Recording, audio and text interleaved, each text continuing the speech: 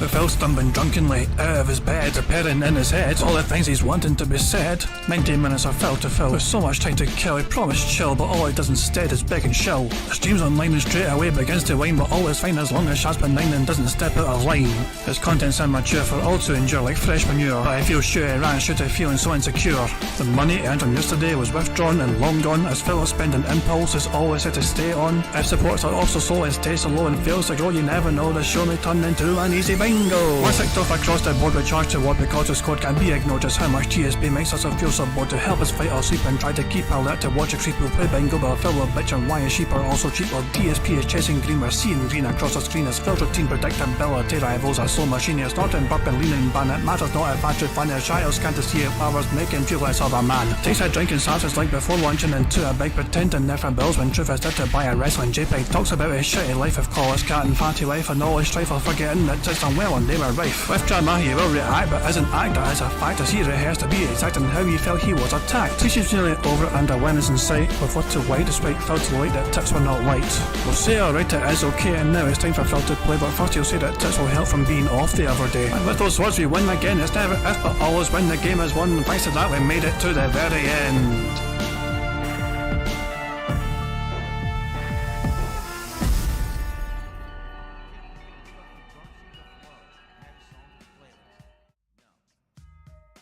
Hey guys, King Jat here, and welcome to DSP Bingo for Wednesday, Sunday the 30th of June 2024.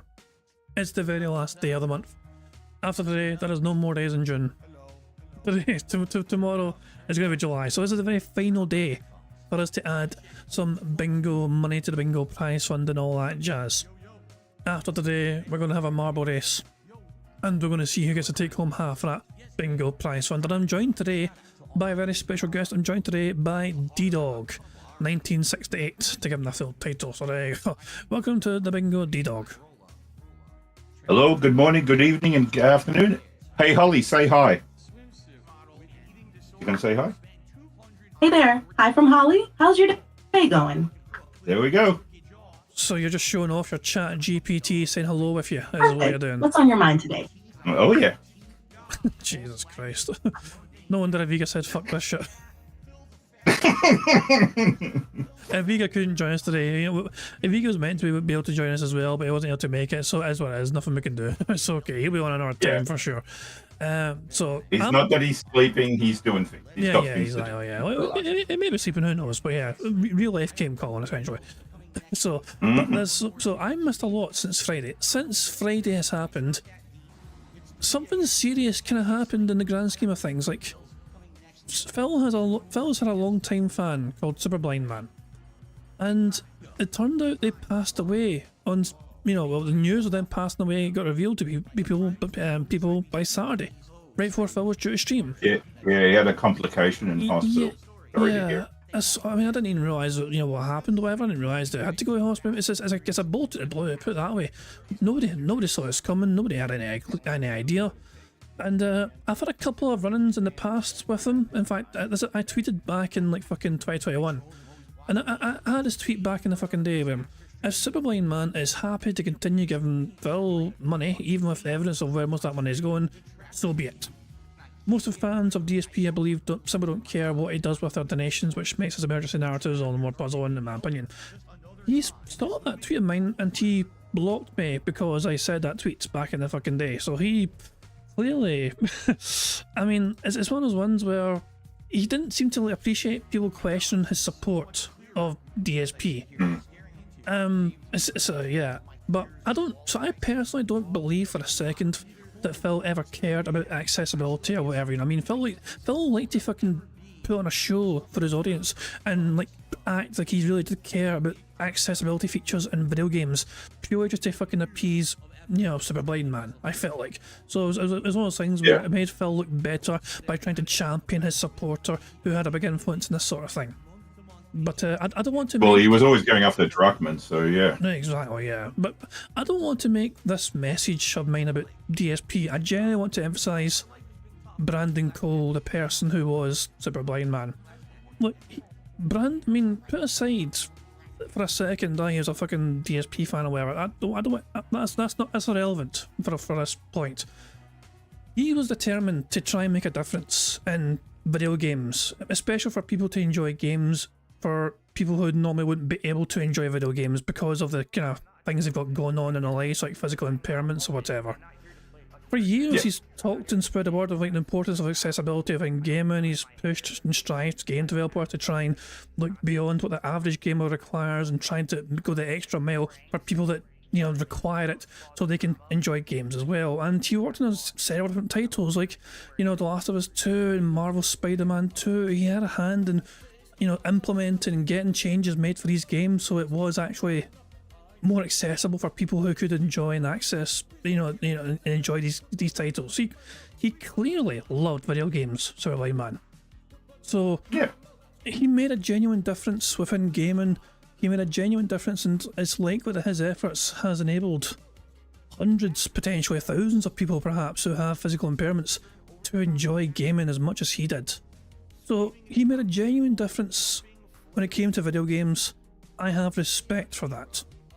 And I just feel like putting it out there, yes, he was a fucking DSP fan. Yes, he gave Phil at least $500 just in tips alone. It probably was even more than that, I don't know. But regardless of all that, they made a genuine difference in gaming. So I just kind of felt like I got respect for the difference they made and the impact they had when it came to things like that. And also, it's not like they're the only person that's working on things like accessibility. I know it's something that other people were involved with as well, but he was one of the people that was trying to push and get things implemented or whatever, So they could have just sat in their arse and did nothing and wait for someone else to fucking do it. They strived to get changes happening, implemented. They made a difference in my opinion, so fair play to them for that, and I got respect to him for that. Yeah, well, they shouldn't tarnish his legacy because he supported DSP. So. Exactly, yeah. But I've seen this as well, by the way. I've seen this as well. So someone said you can still buy super thanks or memberships on the video. I don't think you can actually disable that for individual videos. I looked into this the other day. I don't think... So basically, so Phil has no ad in the video. Ad revenue has been turned off for his video that he made. There is no ads on this video. This video is not monetized in terms of ad revenue. There's no mention of tips or anything in the description. He's changed the description as well. Usually if I would plug and show shit in the description, no, nothing there. And these are automatic tags, I think, to an extent as well. Yeah. You cannot, as far as I understand, I might be wrong on this, but I don't think you can disable for individual videos super thanks. It's a blanket thing. If you're disabling super thanks, you have to disable it across the entire channel. So this feels like a bit of a nitpick, because I don't think Phil has any control in this whatsoever, that people can do super thanks if they so choose to do so on that particular video. He could say he's going to donate the money, but yeah. Yeah, it's possible. Who knows? Right? And well, of course, the thing that's causing a lot of kind of consternation in the detractor community is that Phil felt compelled to respond to the original tweet describing Super Blind Man passing by showing his video. And yeah, it's one of those things. Something that kind of rubbed me the wrong way as well is that Phil, not long ago, told his fans, his audience, they weren't his friends. It's like that's not the sort of relationship he has with them. Like, he doesn't consider people that watch his content his friends. But he's happy just to fucking pass the word like my friend around to people who, if they fucking are no longer there to to receive friendship or something. It's a strange one. I found it a bit strange him referring to Brandon as his friend when Phil's made it clear he doesn't see his audience that way. Yeah. So it seems very underlining. Yeah. Yeah. And so I've not actually seen this video yet, by the way. So we're 5 minutes long, and I've heard bad things about it. But how bad can it be? It's only fucking 5 minutes. I want to see what Phil's trigger is like. You'll see. Oh god. So yeah. So I didn't even like Brandon. I thought Brandon was obviously, I don't know Brandon too well, but obviously if he's I just thought him as some sort of fucking denthead who didn't really want to think of what Phil was doing with his money. You know what I mean? That was just but same though. I still had nice things to say about the guy, I feel like. Let's see how Phil treats this. So as far as I understand it, he recorded this before his own podcast began on Saturday. Like, his podcast was delayed because he wanted to record a special video and get it done and dusted out of the way. Yeah, because you mentioned it in the Detractor Beams thing, saying that he's going to be late because of this. Yeah, so let's see how bad it really is, because I've generally not seen any of this yet. Hello, everyone. I'm Phil, and I don't usually do something like this, but I wanted to take the time out today to do something special. I wanted to film a tribute video to someone who I have known for many years, who sadly we have lost today, by the name of Brandon Cole, but more commonly known as Super Blind Man across the internet, and particularly in the accessibility communities for video games. Brandon was an awesome guy. He was the best of us. And what I mean by that is Brandon lost his sight when he was very young, and he used that as a means to create positivity and to help others. At a time in our world where so many people are hyper-focused on being selfish and being all about themselves and only about, you know, what benefits them, tearing down others, stepping on others to get ahead in life, Brandon was the complete opposite. He loved video games, and he wanted others to be able to share that love and be able to experience things that normally they wouldn't be able to due to some kind of a, you know, a disability or handicap. And so far, I must say, it's not terrible. This is nice so far. I'd go as far as say, you know what I mean? Yeah, I mean, as things are currently, Phil's doing well. But I can only imagine he's going to ruin it somehow. Oh, he used his it takes a turn. Oh god, oh god. Ability as a way to explain to game developers, hey, this game would be great and I'd love to experience it, but I can't because I can't see. Here's the kind of things that you could do to make your game accessible to those just like me. And it's pretty amazing what he did. Take a look at a game like The Last of Us Part 2, where essentially that game has a built-in sonar system for people who can't see to use sound to figure out how to play the game and where things are in the environment. You know, I saw Brandon play that game on a Twitch stream a few years ago, and I was absolutely blown away at what he had done in conjunction with Naughty Dog to make that game fully accessible. And then, you know, just recently, with the most recent Forza release, he was working directly with that dev team to make the first, basically fully ever drivable video game for the blind. And that's what I mean. He used a disability as an actual ability to help others. And that's an amazing thing, something that you rarely see in this day and age. You know, I knew him for many years. He was a longtime fan of my content. And although obviously in the last several years we drifted apart, he went off to do such great things in the video game accessibility community that we just didn't talk that much anymore. But we did every once in a while kind of reconvene and have a chat here or there.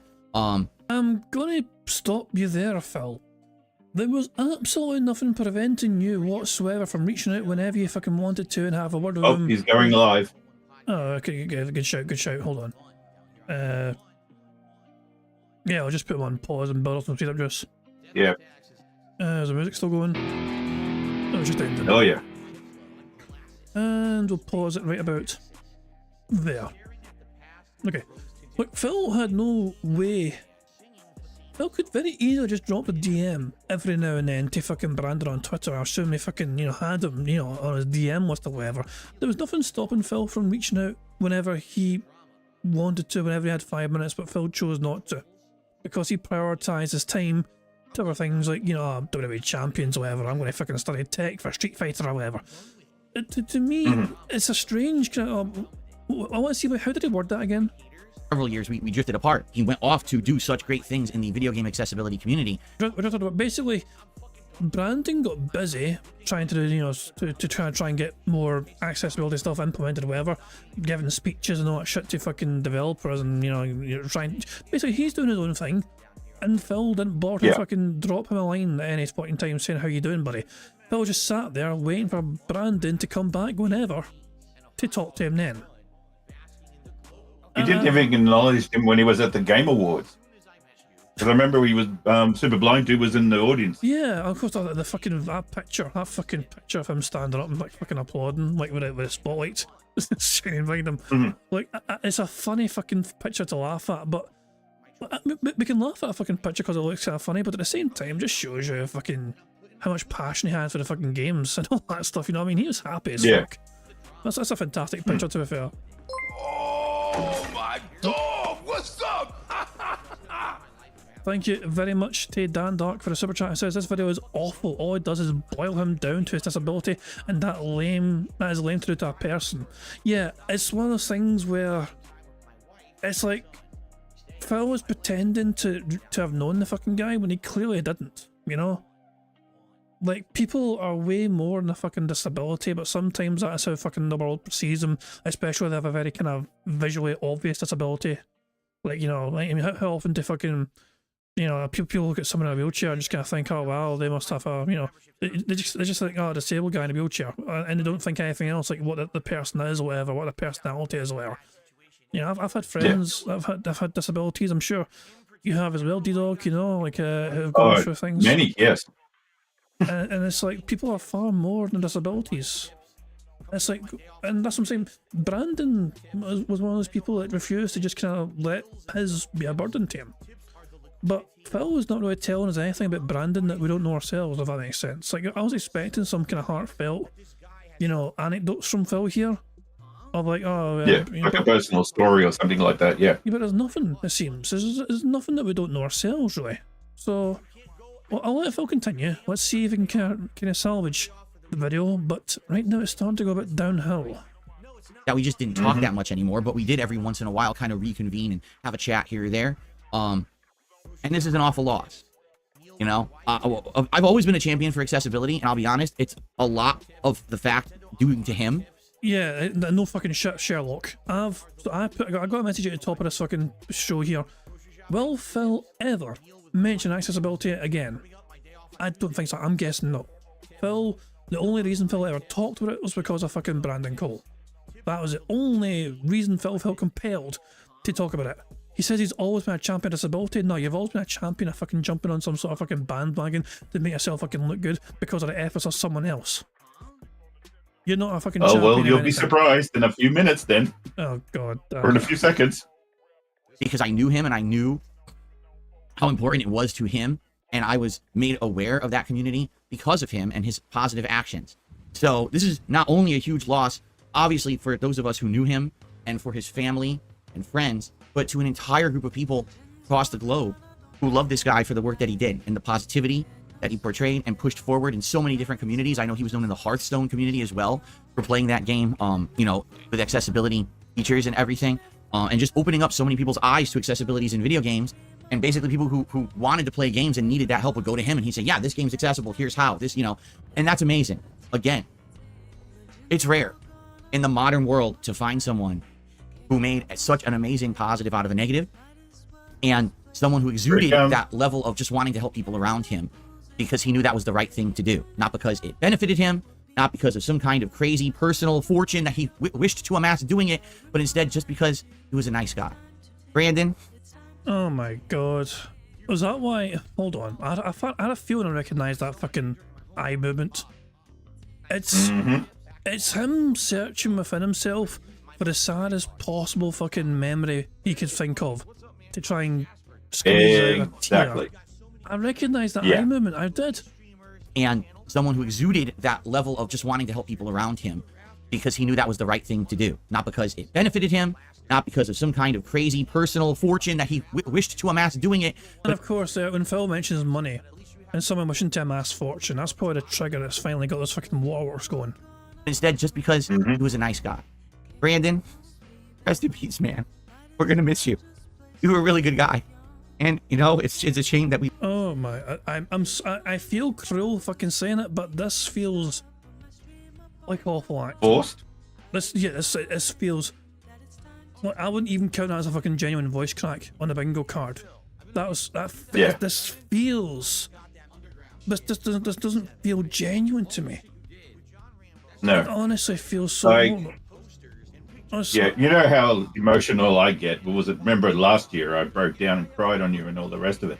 Yeah. And what was it? It's literally like a sort of radar now. I can sense it. Like certain things I can tell it's false, and certain things I feel genuine, and some certain things I can sort of like feel emotional attachment to it. Many of us have had to be emotional moments. I've had to, even myself. Yeah. Sometimes I've muted myself just in time taking a Like when I'm talking about Da, for example, whatever. You know what I mean? I've had to, Yeah. or me even my wee dog passing things like that. You know, Yeah. I guess it is sometimes, yeah. But yeah, I mean, sometimes I'm quicker to mute button so no one fucking sees it. But yeah, it's just it's just one of those things where like, Phil, this feels like an absolute fucking show you're putting on here. This doesn't come across as genuine. Not because it Because he benefited went him. straight after not- this video straight to his Just showtime. stream, Yep. and there was nothing. Oh god. because of some kind of crazy personal fortune that he wished to amass doing it, but instead just because he was a nice guy. Brandon, rest in peace, man. We're gonna miss you. You were a really good guy. And, you know, it's a shame that we lose the best people so early. This one goes out to the one and For those of you who knew Brandon, you know why I'm feeling this way. And all I wish is for the accessibility community, I wish you the best. This is going to be a huge loss, but things are going to get better, I feel, for the community. Things have been getting so good in regards to accessibility for video games, and I really hope that as a result of Brandon's work, that things continue to get better. Thank you all, and rest in peace, Brandon Cole, Super Blind Man, a truly great man. Jesus Christ, that just feels a bit weird. I'm saying that. It felt a bit forced, and then when Snoop was saying, you know, because his eyes were red slightly beforehand, because he might have been putting those eye drops in. God, the eye drops. I forgot about that. You know, Yeah, the I'm timing. prepared. Yeah. And then as soon as the fucking recording stops, alright, showtime, podcast time. Yeah. Fucking hell. Happy face. Well, I generally hadn't actually Hey, watched Heather. that yet, and he started well. I'll give him that. He Mhm. started well, but it's just, yeah, I don't know, it rubbed me the wrong way. That. So there you go. By the way, we have a free space for the bingo card today because of the tractor beam from yesterday. So they got 100 likes on their stream, and yeah, because of that, Indra dropped me a fucking message in Discord showing 100 likes, and so I went and hopped on again to the stream. I was like, yeah, 100 likes. What you old beamer boomers, what should I do about you getting 100 likes? Not so much. What should you Once do we beat about Riven, getting 100 I likes? think I'm Use it gonna as bring a back free Fallout space 4 on your for a next bit. thing. Yeah, Because you're we're gonna have amidst that, to like, finish the Fallout world and then basically beat the story. and and put we're it done. big Like, we're cats almost like the done center of the free with space or Fallout something like 4. that. We just haven't Yeah. really seen the end of the game. Yeah. There you go. So like, use it as a free space. They got 100 likes on their stream. Use it as a free space on bingo card and put some cats on there as well. I'll see what I can do about that. We've got a free space for today's bingo card. Good stuff indeed. Okay. People are going a bit fucking mental in the chat about Raven. Like, I used to watch Raven streams like when I worked from home. I don't really work from home anymore, so I never catch his streams. I think I'm still technically subscribed to Raven, but I generally don't get the chance to watch much of Raven these days. And in terms of all the drama stuff around it, I generally didn't keep much tabs on it, you know. But I don't really, I'm not really involved much. That's all I'll say about that. Like I've heard things and all that shit, but other than that, I generally have no much of an idea. So make of that what you will. But anyway, I just kind of want to focus on bingo. You know, just crack on bingo. So there we go. Bingo. Speaking of which, I forgot to. I'm just forgetting something. I forgot to include Phil's chat link in the fucking the thing, the bottom there. I'll just do that right now. Go here, go there, and there. Oh fuck! I've copied and pasted the wrong fucking thing. 2 seconds. Shit. Go here and then click here, click that, copy that, and paste that in there. And now Phil's chat should be visible at the bottom. There we go, good stuff indeed. D-Dog, my special guest. Yes. Can you give me a random number? You have reached the message cap for GPT-4. Please try again later. Oh well, that's So I guess that answers that question. I had 4. I had 4. 4. Yeah. Yeah, I had a number 4. Well, sounds good to me. Oh, there we go. So this is the bingo card we have for today's show, thanks to Chat GPT, I guess. So there you go. We need Phil to say sound good. In fact, positive, something style and business. Then the second row is Phil standing up. Him saying you see, dude, million and honest. Interesting number, million. The third row is Phil giving a good old player hands to the chat. Him saying so anyway. Him snorting, him discussing drama, and him saying you guys. The fourth row is Phil saying absolutely goal wrong, there you go, and that being said, shout out to that being said.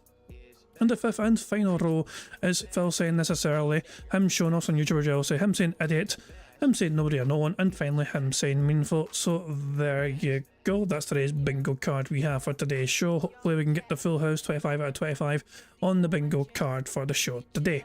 And of course, if we do get a bingo full house, we add $25 to the bingo prize fund, which is currently sitting at $285. Today's a final day for us to add some money to that bingo prize fund, so let's see if we can get over the $300 mark if we get the full house today, because we win today, it adds $25. There's a variety of ways for us to get free spaces for the bingo card you see for you. For example, if Phil snorts or burps 10 times, or says boss 10 times before we start recording for his shouty react content, that gives us a free space. If we get 100 likes on this bingo stream as well, not only will that give us a free space, but we also get to enjoy the Buzz animation made by the supremely talented Pixar Animations to celebrate the 100 likes. So there you go, guys. You guys are in direct control of one of ways and get a free space. The rest are controlled by Phil and his bizarre body functions, as well as him saying boss a whole bunch of times. So, Wow. yeah, I think I've covered all the bases. I don't think there's anything else, is there? We've already got one free space as things stand because of the track beam. And yeah, before we continue, before we begin the show properly, anything you want to add yourself, D-Dog? Nope, sounds good to me. Honestly, Okay. just spam the like button.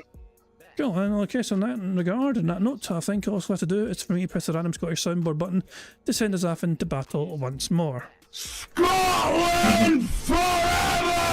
What the fuck in a fuck off? Oh, and hold on. We have a Navy Vet for Life. Thank you very much, Navy Vet for Life, for popping their 4-month Bingo Barry membership message saying, hey, D-Dog and King Jad and chat, watching and trying to pass a kidney stone. Ugh, Jesus, that sounds painful. Well, hopefully Phil's monotonous toxicity helps numb your pain. Fingers crossed about that, so there you fucking go. Oh, bloody hell. But anyway, all to do is just get on the show and fingers crossed we can win. Here we go.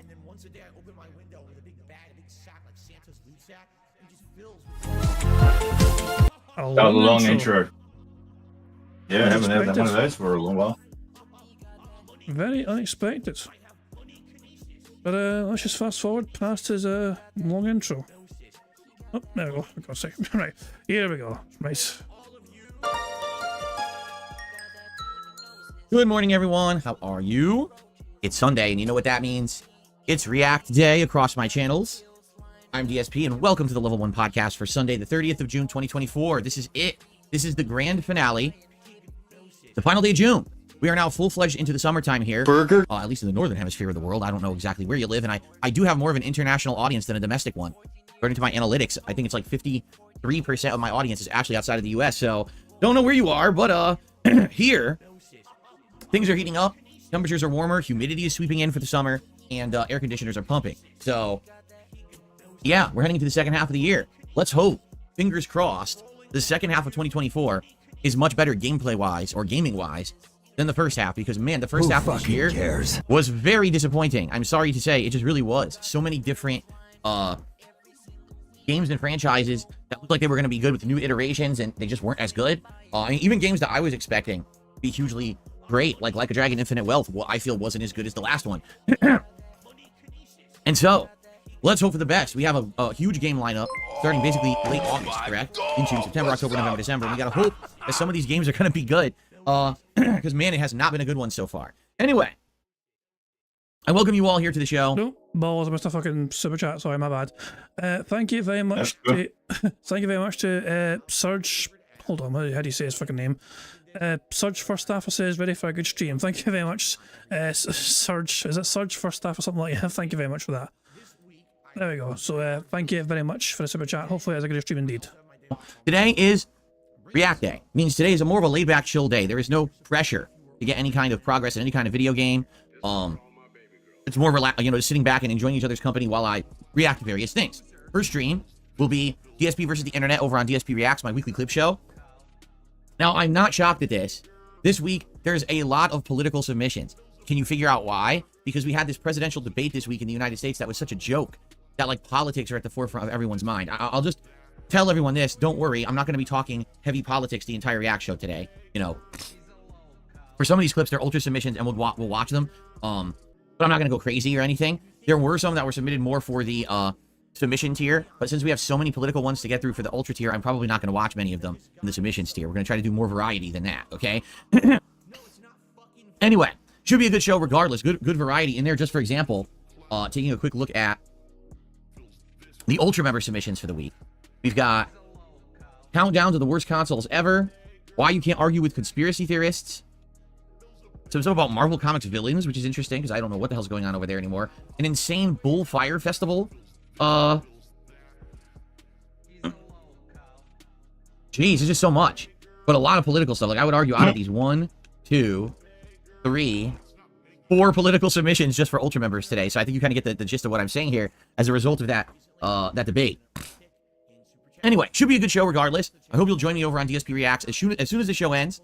And it should be a good time. After that, later tonight on the late stream, 6:45 p.m. Pacific time over on my DSP Throwback channel, it is time for a retro react continuing of Dark Souls 1, my original experience with the game from back in 2011, before there were guides all over the internet, there were wikis all over the internet, before there was a zillion playthroughs out, when there was literally nothing about the game, and I was trying to play it cold. My original run was hilarious. I was failing miserably, raging constantly. At this point, we're at the point where either I have to go fight the Belfry, is it the Bell Tower or the Belfry Gargoyles? I think the Belfry Gargoyles is from Dark Souls 2. But we have to either fight the Gargoyles, or I think, if I'm correct, I might actually end up running into Dark Root or Deep Root. Is it Deep Root or Dark Root? I think it's Dark Root in Dark Souls 1, right? So I think I end up running in there like an idiot, which obviously is not what you're supposed to do yet, and getting lost and getting trounced. So we'll see tonight. Full stream of that on the late stream over on DSP Throwback. That's going to be fun, especially because I'm playing Elden Ring right now. What a contrast it will be, right? To see me playing the predecessor 13 years ago, having no knowledge of the franchise whatsoever, versus now playing the brand new one, exploring this new DLC, a whole different attitude, right? So that'll be good. I hope that you'll join me for that over there. Full React day today. Of course, tomorrow we get back to gameplay. Tomorrow we will have a daytime stream of Street Fighter 6. And as a direct... Snort Hogan, I'm pretty disappointed in you, pal. I gotta fucking say. I'm just fucking stopping right fucking there. I know the chat's going fucking a bit mental right now. They're fucking making all sorts of fucking, you know, fucking claims or whatever. Based on absolutely fucking nothing apparently. What the fuck? How? I was one of the fucking first people to fucking go after Derek for such fucking shenanigans. I was one of the fucking goddamn first people to fucking call it Derek for that sort of shit. Me and all fucking they call it TXT. This is absolutely fucking, I mean, I don't know, I'm getting a bit fucking annoyed that people are just fucking throwing around baseless fucking shit. Snort Hogan, I expected fucking better from you. I genuinely fucking expected fucking better from you, Snort Hogan. I'm calling you, I mean, I'm directly fucking, other people have been fucking running a fucking mouse, but I expect fucking better from you. I expect more fucking thought process from people like yourself. I don't know, it's just, this is fucking, I don't know, I mean, the bingo's been derailed by a bunch of fucking people that can't fucking think for 5 fucking seconds themselves. I said what I had to fucking say before the bingo fucking began. It's like, I used to watch Raven's content quite regularly because I work from home. I no longer work from home, so I don't get to watch her content too much. There was a whole bunch of drama involved in that shit, and we got caught with an OnlyFans and all that stuff, and it's like, okay, that's fucking weird as hell. You know, I talked to Raven about that as well, saying fucking that's but I've not actually watched Raven's content in a good long while. Because I don't work from home anymore. When they stream at a time when I am not home to watch their content. And apparently some people have a problem that I used to watch Raven's content. A lot of us used to watch Raven's content more regularly back in the day. It's just the fucking, I mean, Snort Hogan. Snort Hogan, disappointed in you, pal. Very disappointed in you. I'll just say that. I think it more has to do with me, sir, than you. Because I was talking to Raven. I wouldn't be so sure about that, because Snort Hogan seems pretty clear who he's talking about here. You know what I mean? I'm just saying it's pretty fucking clear. So, yeah, I'm disappointed in Snort Hogan. I've been, you know, I've championed Snort's, you know, content back in the day. They do good stuff usually. Of tracking Phil's videos, not shit, you know. But yeah, it's just one of those things where, what the fuck? The bingo's being derailed by people just fucking saying whatever the fuck they seem to want to fucking say. But I just don't, I mean, I don't know. It rubs me the wrong way. I will say this. Let's just try and crack on with the bingo. But I'm disappointed with seeing some names I'm quite familiar with. make accusations which are ridiculously unfounded. I'll say that. Result of your suggestions. It's going to be a different take where basically what I'm going to do is play like 3 sets of matches and then take You're a right, break, John Smith. around 5-minute break every 3 sets to talk with the audience about what we just saw in those sets, see how they're feeling, and basically just cool down and relax rather than get overheated at, you know, too much going on. So that'll be fun. A daytime stream of Street Fighter 6. Plus, people have outright said it seems like I do better when I do day streams of Street Fighter 6 because I have more cool to me. I'm not overworked or tired at that point. And I agree. Like, it seems like when I play like M. Bison, when I used him for the first time on Wednesday, I was doing very good, and then play at night and you start to fall apart and get tired probably. So anyway, that's tomorrow's day stream. Tomorrow night is something special. Tomorrow night, Monday night on the late stream, it's the premiere of Riven. Riven is the sequel to Myst from back in the day. You know, 90s. The 1990s had a lot of PC-centric franchises. Myst was one of the huge ones. This point-and-click adventure game with tons of puzzles and narrative, really unique fantasy design to it. And I'm excited because I played Myst many years ago, like I want to say like 3 years ago, and people really loved it. And they always asked me, would you go play Riven? I was like, maybe one day. And then all of a sudden, they announced Riven Remake, made with modern graphics, you know? And so I'm going to play that on my mini PC. I installed it actually last night. And you know what's funny is I was worried. I was like, oh, this game might be like really, really big. So I don't know about it fitting like on my PC. I wonder if it'll fit on there. And I looked and it was only like 20 gigs. I was like, oh, that's actually not that bad. How much storage space do I have on my PC? Like 850 gigs. So I guess that mini PC has like a pretty decently sized SSD on it. It certainly doesn't have a standard hard drive. There's no way it would fit in there. So it's got to be an SSD. I'm like, damn, that thing's actually not that bad. You know, I can probably fit a ton of games on there.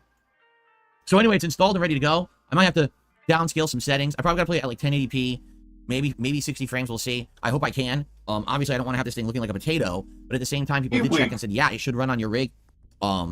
It meets the requirements to be played. I'm like, oh, okay. Good. So hopefully we'll have a good time with that tomorrow night. Haven't played a game like that in ages, and that'll be perfect for like a late night chill stream for variety. So, and then keep in mind this week, only one more streaming day for me Tuesday, and that's going to be more Elden Ring Shadow of the Erdtree DLC and Stardew Valley. I'm off on Wednesday of this week. And you might say, why?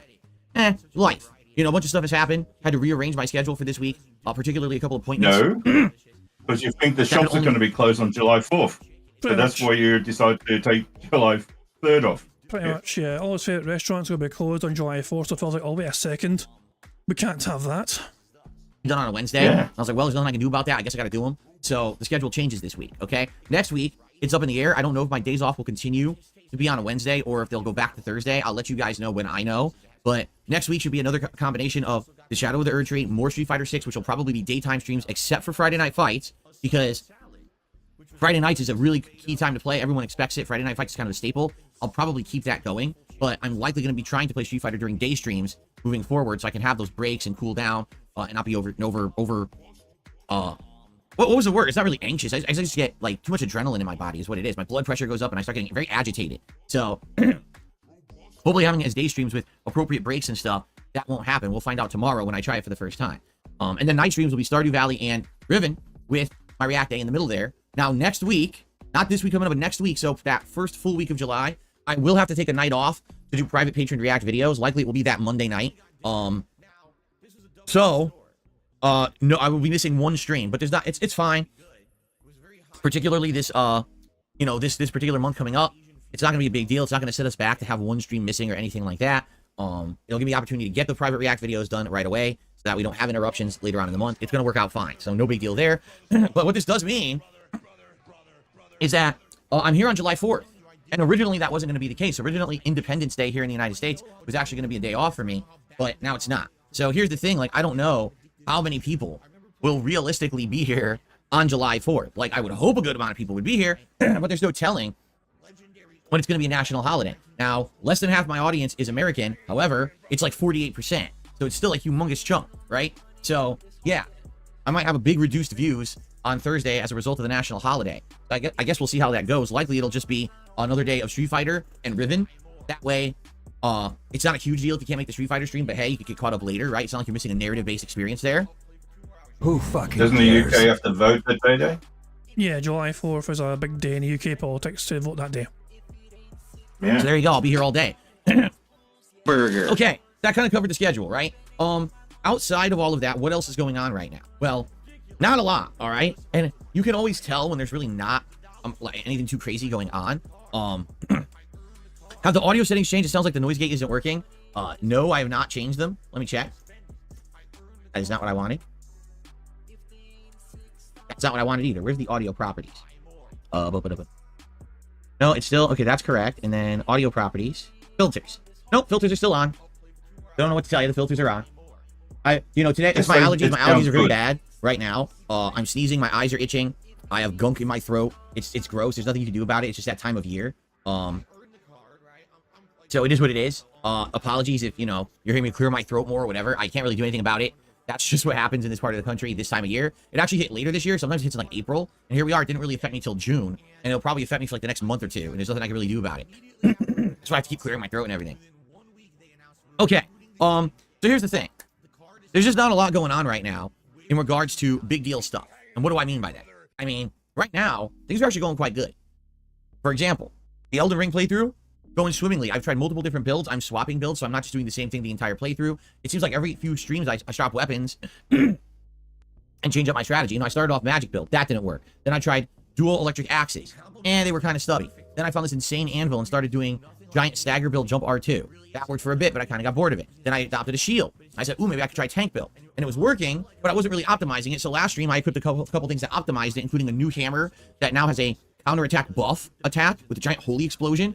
And I equipped a flask, a wondrous flask, or physic flask, whatever it's called, that buffs counterattacks if you do perfect guarding. So you have to guard relatively close to when the attack hits and then do the counterattack, and you keep buffing that attack. So, literally, I'm like 20 hours into this now, maybe? I think I'm like 18 hours in. Oh, no, I am. I'm 20 hours into Shadow of the Erdtree. And, by the way, I guess people are saying I'm about halfway through it, which is pretty crazy to think that I'm only halfway through it. I guess it really is a 40-hour DLC. Keep in mind, I am exploring everything, right? Like, I'm not skipping anything. I'm literally going through it with a fine-tooth comb, looking for all the optional dungeons and all the stuff to do. So, that's probably why it's taking me a good time to get through this. But anyway, 20 hours in, I've already changed my build 1, 2, 3, 4 times, Now, will I completely respec? I might again. I really like those dual swords I got from Rolana, and I had just gotten enough dexterity to use them, but then I was like, dude, I'm building the tank build. I want to try it. So it worked yesterday, and I'm excited for more for that. Like, it's going really well. This playthrough, I'm enjoying myself. In general, it's much different from how I approach these kind of games because I'm giving it a shot, trying new weapons, doing different things. It's really good. So it's working out well. Street Fighter 6 and Bison. Arguably my best start ever trying a new character. I mean, I've literally only played the guy twice, and I'm only a stream away from hitting Master. I very well could hit Master tomorrow as long as I don't hit a bunch of roadblocks. Tonight, I'll probably watch him. Hold on, he's a stream away from hitting Master. Now, hold on, let's fucking rewind the narrative. He was hoping to fucking hit Master the first stream he fucking played. And so he went and spent the whole entire first stream being in casual mode, trying to fucking get used to him. And he spent the entire second stream trying to get to Master. Failed, because he was at 3-star Diamond. So technically, and then he spent his third stream, which was a second rank stream, also failing to get to Master. But I think it's a 4-star Diamond, a 5-star Diamond, he's one or the other. But yeah, he was the one that fucking claimed that he was hoping to try and get Master within one stream. Remember that fucking bullshit narrative, that bullshit fucking challenge he practically set himself to get to Master within one fucking stream. Just because Maximilian do it and Justin Wong can fucking do that shit doesn't mean you can, Phil. Stay in your lane and know your goddamn place. A bunch of videos of Bison. And then he got upset and took his hat off and all the rest of it. Exactly. Now top using players eye doing drops. with him, different from what I'm doing, but having a good time with Bison and with this more relaxed stream style that I'm going to be doing tomorrow with Bison, taking those breaks. I think I might do really well and maybe get into Master, in which case I want to keep going. I want to keep improving and climbing, right? So that's really cool, right? Stardew Valley. Wow. I never imagined that playing that game was ever going to have this level of success. And what I mean by success, I don't mean, oh my god, sky high attendance and views, and because that's not really money. Money is what it fucking means by success. What else could it fucking mean? really what success is for me. I'm a small time guy. I'm never going to have sky high views on anything that I do. It's never going to happen. YouTube doesn't even allow for it. It's so rare that my videos would even hit the algorithm. So in regards to a playthrough like that, just to have enough people who are there who are engaged and constantly talking, enjoying the stream, not only talking about the game and helping me with the mechanics of the game, but also just other things. It really is the kind of ultimate late night chill stream where we all hang out and have a great time together. And it really allows me to de-stress from the stressful streams. On a day when I'm playing Elden Ring or Street Fighter 6, to then have that Stardew Valley in there, it allows me to calm down and get the stress out and relax. And that's really the point, I think, of the game, is it seems to be that kind of a game. But I mean, let's be honest, the game is exceptional by itself. It has tons of content, good variety of stuff to do in it. You know, there's fishing, there's mining, there's combat, there's farming, there's a social aspect, talking with the people, there's exploration, there's questing, there's crafting, there's building. And all of that stuff together is really, really neat. So it's exactly what I need. And, you know, I'm happy that even though 7 years ago, when I first played this game, I thought it was good. And I asked my audience, would you like to see me bring it back? And I actually did bring it back once, and it just didn't click back then for whatever reason. It didn't click at all. And a lot of people were like, nah, don't play it again. So I never did. But I always owned it on Steam. And now, having played it during this Indies Marathon in May, you know, boom, bring it back. All of a sudden, it fits perfectly. It's what people want. I'm enjoying it. It's working great. So I'm enjoying doing it, you know, a couple times a week. And I'm going to keep that in the rotation as a perfect late night chill stream. The one question mark here will be Riven. I hope Riven will work. You know, it was like $30 on Steam, so not a giant, you know, budget-breaking game or anything like that. I really liked Myst years ago. I thought that the Myst playthrough was special, something different and fun, to be able to hang out with you guys and try to solve puzzles, talk them out, and then sometimes I got stuck and you guys would help me, with hints and the like. And in this case, a remake where it's going to have better graphics and everything should be pretty neat. It's my absolute first exposure to the game. I've never played Riven before, so it'll be a true first-time reaction to it. I'm excited for it. So everything going on right now in my schedule is working really well. Right? And to be quite honest, this year has been so much better for me than last year. I've completely and utterly stayed out of drama. 100%. Okay? Hang on, that's wait, great. what? No, you haven't. No, Dr. Disrespect. Yeah. A whole special fucking segment about it in this fucking podcast a couple of days ago for Dr. Disrespect. And the start of the year, he was going to fucking make a documentary, remember? And then it's like, oh wait, I have no time. What sort of bullshit is this? Spoons? Can we mention the spoons? Spoons, eh? I'm sorry? Nah, fuck your spoons. But yeah, it's just, he has definitely not stayed away from the drama. Hell, wasn't he potentially And he said drama, so we could tick that off, yeah. Yeah, true. But Wasn't he going to do an interview with like that guy that was Review Tech USA's editor or something? yeah, Burger. Rich's guy. 5 in a row. Jay, I That's think it was. concerning. Yeah, he was thinking about doing that. Apparently there was talks and discussions going on about that before that idea fucking fell through. But bullshit with Phil. I've ignored the fucking drama. No, you fucking haven't. Bloody hell. That I avoided all the drama nonsense. It's actually gotten so good for me that now the people who obviously thrive off of the drama literally just have to invent things every day that don't happen, which is hilarious that they have to do that, you know? Any examples, Phil? Please, where's your fucking source of that? They literally make shit up. Like, Why don't you back it up with a source? My source is that I made it the fuck up. like yesterday, now just to briefly breeze by this, I'm not going to focus on this because it really is just a fart in the wind to me. It's nothing. But yesterday, sadly, a former very longtime fan of mine passed away. And so I did a tribute video to this person because I used to be very friendly with them. I used to have conversations with them. They were very influential in the accessibility community for video games. So I made a 5-minute demonetized, well, not demonetized, unmonetized, separate tribute video on this channel for that person. Now, why did I do that? Because I've now been around for a long time, and I know that if you're going to do something like that, you absolutely make sure that it's not part of monetized content, right? If I'm going to do a tribute video to someone, no one should be making money or getting clicks and stuff based on that. It should just be a heartfelt tribute just for the sake of doing it, because it's the right thing to do, right? I want to leave a remembrance of this person because they were special to me. And I think they were special people, a special person to a lot of people, and he deserves to be immortalized in a way by having someone talk about them in that way. So I made this video outside of my stream, outside of any other content, and I purposefully made it that was what I had to say, and I didn't talk about it all day long on. Oh, hold on, Lord Kanye. I covered. So, hold on, Lord Kanye's saying you had super thanks on, motherfucker. You cannot disable that sort of feature for individual videos, as far as I'm aware. Like, Phil would have to completely remove that part of monetization across the channel. You cannot do it for individual videos.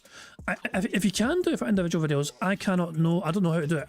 I looked into this yesterday myself to see if I could disable super thanks for any particular videos of mine.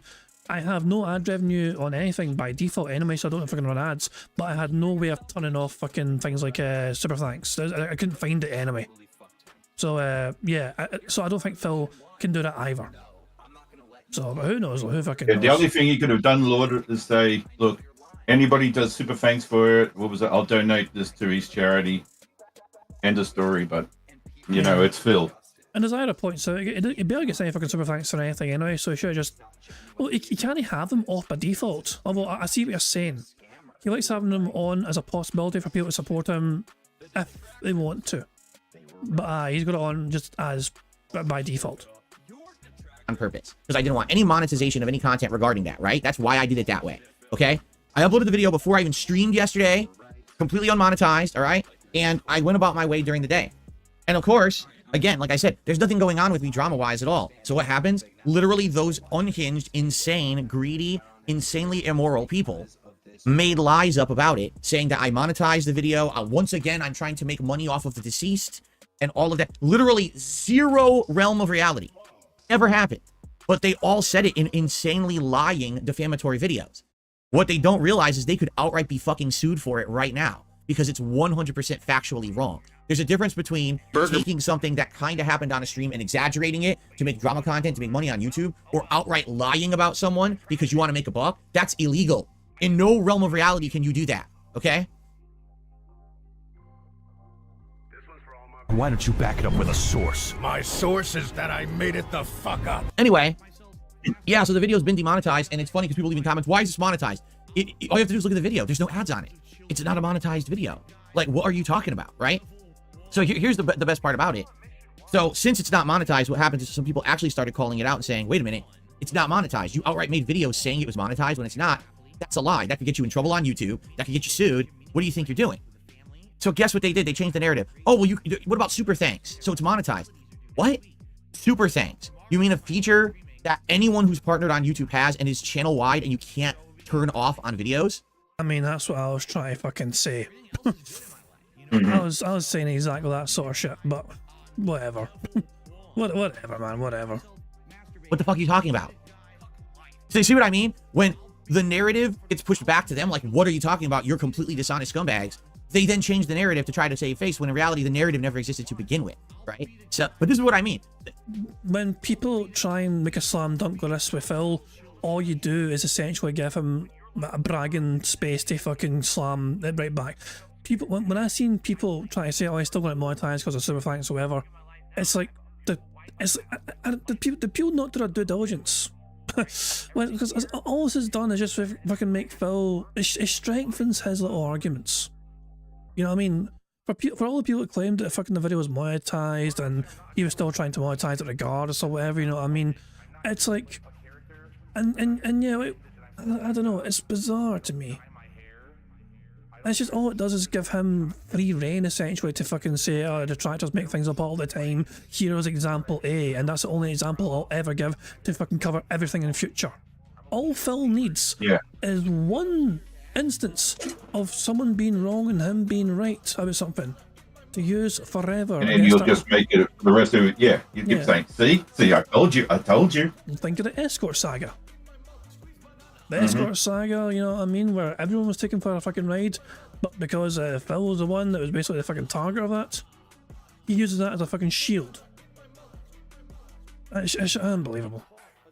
This is what they do when there's nothing going on, because this year has been very good. There's been no drama. I've avoided, there was going to be drama, trust me. Like I said, that documentary I almost was involved in, and I completely dodged that bullet and decided, you know, with, you know, a lot of good feedback from everyone, you know, from my family members, from you guys, everyone said, don't do it. And I said, you know what?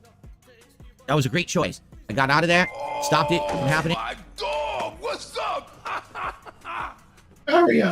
Thank you very much to Ida for the super chat, who says the super thanks is more than likely an honest mistake for anyone claiming monetization, but of course he needs to say everyone is lying. Precisely. I mean, I can see people understand. I can see people who aren't. If people don't have their own YouTube channels and videos, they won't be able to fucking mess about with those settings, especially if they're not partnered themselves. Like, they won't be able to explore the possibility of that thing being a thing. You know, not themselves anyway. You'd have to like Google that shit or search YouTube for that shit. I can understand the confusion, why people might be thinking Phil still has his monetized in some way. I can kind of get that. But because people weren't certain, they probably shouldn't have fucking been trying to claim it as fact, if that makes sense. You know what I mean? People... Yeah. The one thing that strengthens Phil's arguments is weak detractor claims without substance to them. You know? Basically jumped into conclusions, yeah. But yeah, and Dapper Dragon makes a very good point, which I did hear myself. He limbed somebody who recommended he donate any profits to the stream or video or whatever to Super Blind Man's family. He limbed that for some reason. That's a strange thing to fucking limb, but There you go, Phil. I guess you had your reasons. And here we are, and it's just been me making content all year. No drama. Man, they're trying. Let me tell you. And every day people come on my streams, oh, what about the review tech drama?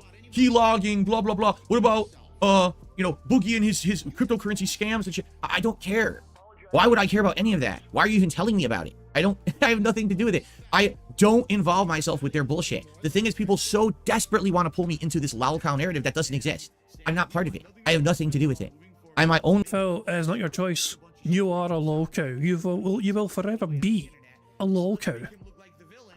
Guy making my own content, completely away from any of that circle of bullshit. I don't want to involve myself with that circle of bullshit. Whenever you ask me, I say no, no, no, and we move on. You know what I'm saying? So I have nothing whatsoever to do with any of that shit.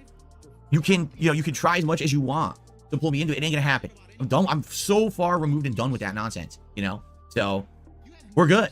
You know, if anything, I'm actually legitimately looking forward to this June the King documentary that's gonna come out about me in August. Because what I want to do is go down my entire history and look at the stuff that I've done that's both good and bad, and honestly react to it. I know a lot of it's going to be bad. You know, when I was coming up as a YouTuber, particularly, there was absolutely no example of how to do it. There was no, oh, look at this guy who made it become a millionaire, and here's how he did it, so follow his example. None of that exists. I mean, that counts as million, in my opinion. That should count as million. Burger.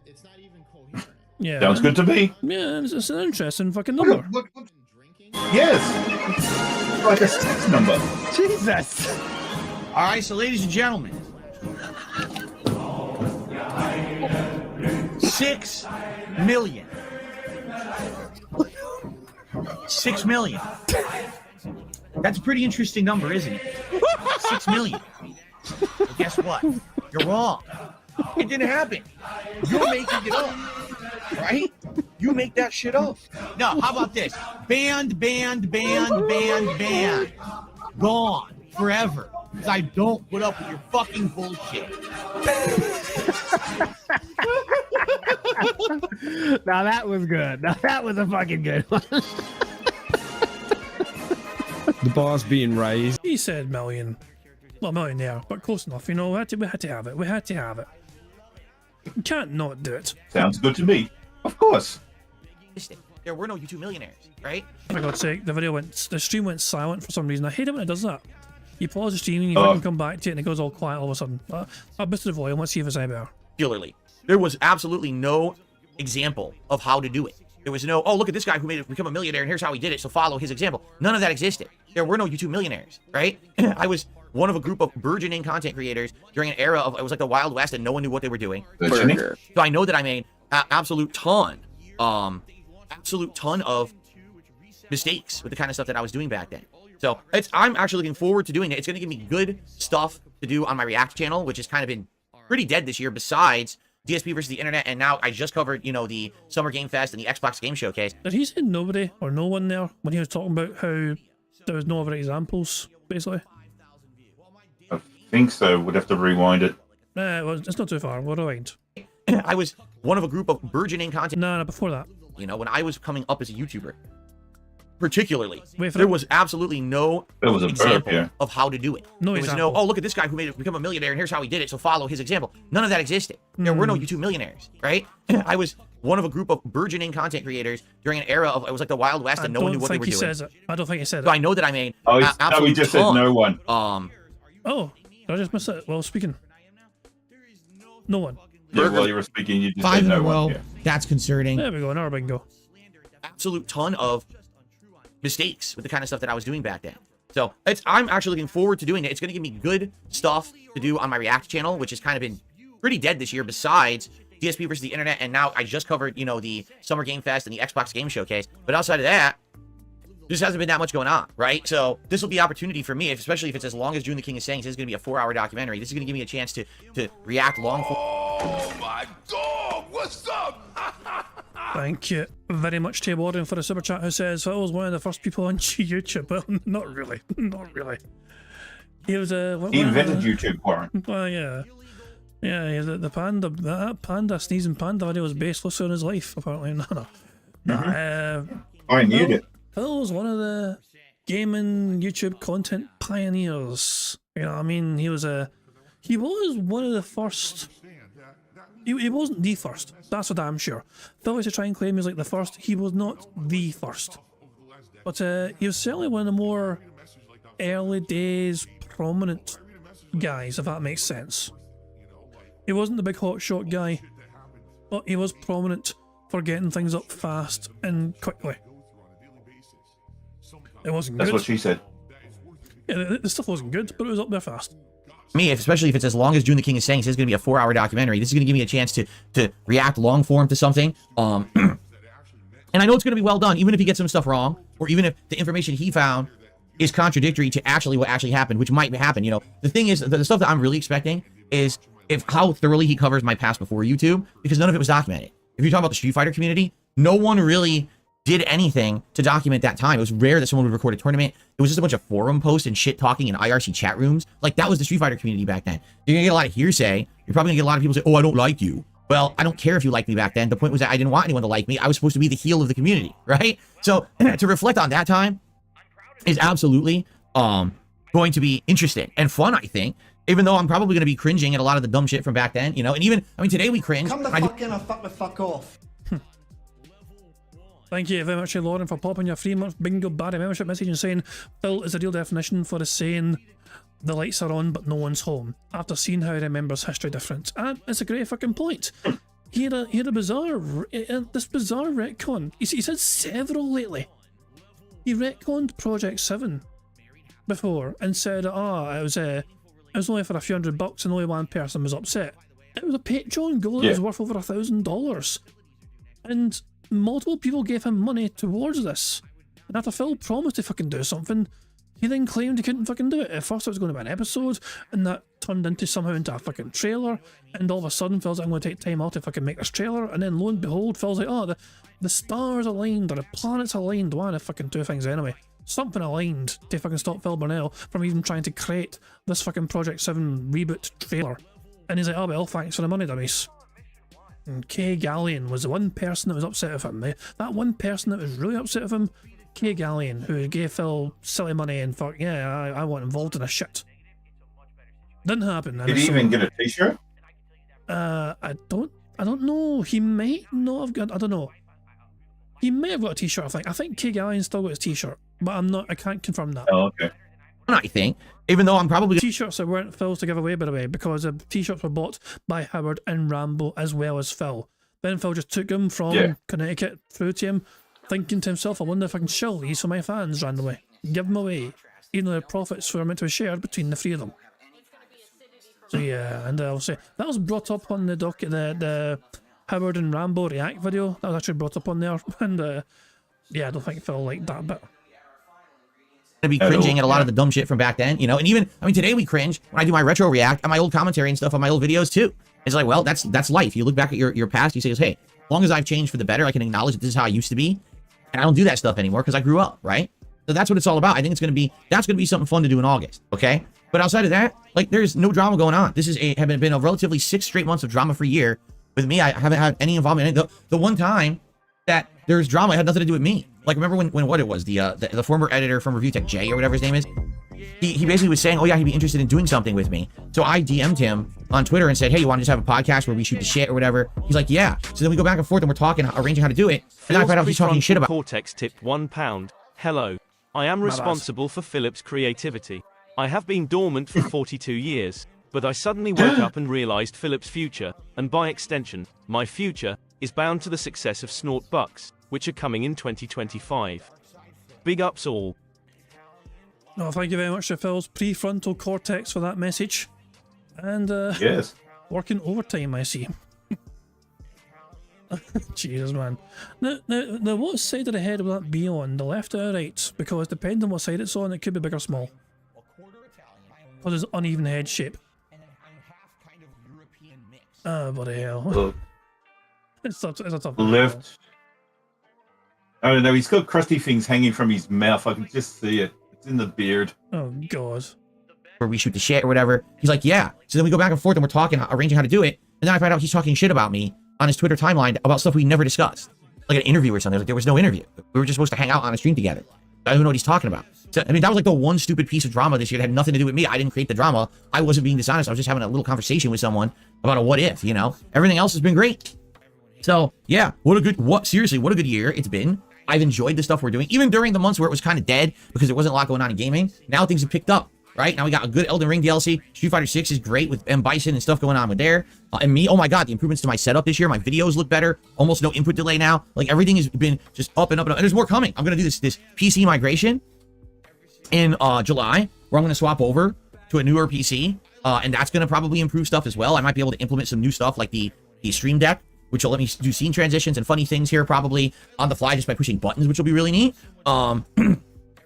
So far, it's been great. Oh God, Phil, we all know how much of a problem you have with pushing buttons. You know, Phil has so many problems with bugged input mechanics in general. And now he's going to fucking hope to fucking press button successfully on a Stream Deck. Nah, that's got disaster written all over it, in my opinion. Of course. You know, oh God, yeah. Well, it certainly pushes ours on a regular basis. If you were to ask me what's my biggest complaint about 2024, it's the games. There just haven't been that many good games, and that's very disappointing. You know, if there were better games, I think this year would have been even better. I'm very happy that because I'm a variety content creator, and because now I've got an audience that likes to just hang out with me as opposed to care so much about the games, I'm happy that I'm not tanking because there's no good games. Do you understand what I'm saying? Like, it definitely could have been, well, there's no good games this year, so now everything is down for Phil because it's boring or whatever. But actually, that's not the case. Like, we've had late night chill streams where we just hang out and talk. Those have been successful, right? We were implementing new chill games and stuff. I mean, it's working well. And that's a great sign. That's a sign of a healthy community that likes just to hang out and enjoys each other's company rather than, only reliant on good games, right? Who fucking cares? I'm having a great time. I just want you guys to know things are good right now. Your feedback particularly is helping me a lot for improvement. This positive feedback that you're giving me has absolutely allowed me to improve so much content, and I really, really appreciate that, and I can't wait to keep improving further with you guys. So thank you so much for that, okay? So today, I don't really have that much to do on the show. I have a couple quick news stories to cover for you guys that actually are not really related directly to video games, but actually to disc media, which is kind of weird that both stories today are related to disc media. But what does that have to do with gaming? DSP Gaming, where's the gaming news? But they are. Very odd that they both came out on the same day. So we'll talk about that. Outside of that, there's just not a lot. So if you want to do some Q&A, remember, guys, anything that you do today to support this podcast carries over to my React show. Oh, for fuck's sake, another big went straight off the fucking bat. I'm guessing he says $0 in tips so far at this point in time.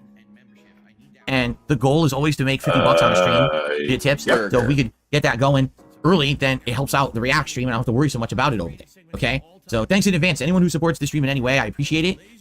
Thank you for watching. Thanks for hanging out with me. And thank you, of course, for supporting. Excuse me. Okay, so our two quick news stories for today, because again, not a very heavy news day whatsoever. Pretty light news day. Sony is going to cut approximately 250 jobs from its recordable media business e-manufacturing hub. Hey, Phil said business. I was kind of worried about that one, but there we go. Because there has been a dramatic decline in demand for traditional storage formats. They are actually going to slowly cease production of all optical disc storage media products, including Blu-ray discs, according to sources. Yeah. Now, what does this mean? Does this mean you can never buy physical media for anything Sony ever again? No. First of all, what it means is you're not going to be able to buy, like Sony disc, like burnable discs, burnable DVDs and stuff like that. They won't exist anymore. They used to be a competitor in that market, right? They're not going to be anymore. They feel that there's such a decline of disc media. There's no reason to have that be a part of their business model anymore. From what I'm to understand, because I looked further into the story, I was like, how is this possible? You tell me they're not going to sell any Blu-rays and they're not going to put any of their games on discs? That's not the case. Apparently, they're going to outsource it. They always did it in-house. They had their own division of their own company that produced their discs, and they're actually going to now outsource it to cheaper companies who are doing it en masse. So for them, it's not so expensive. But for Sony, they just don't see the reason to keep manufacturing disc media anymore. Okay?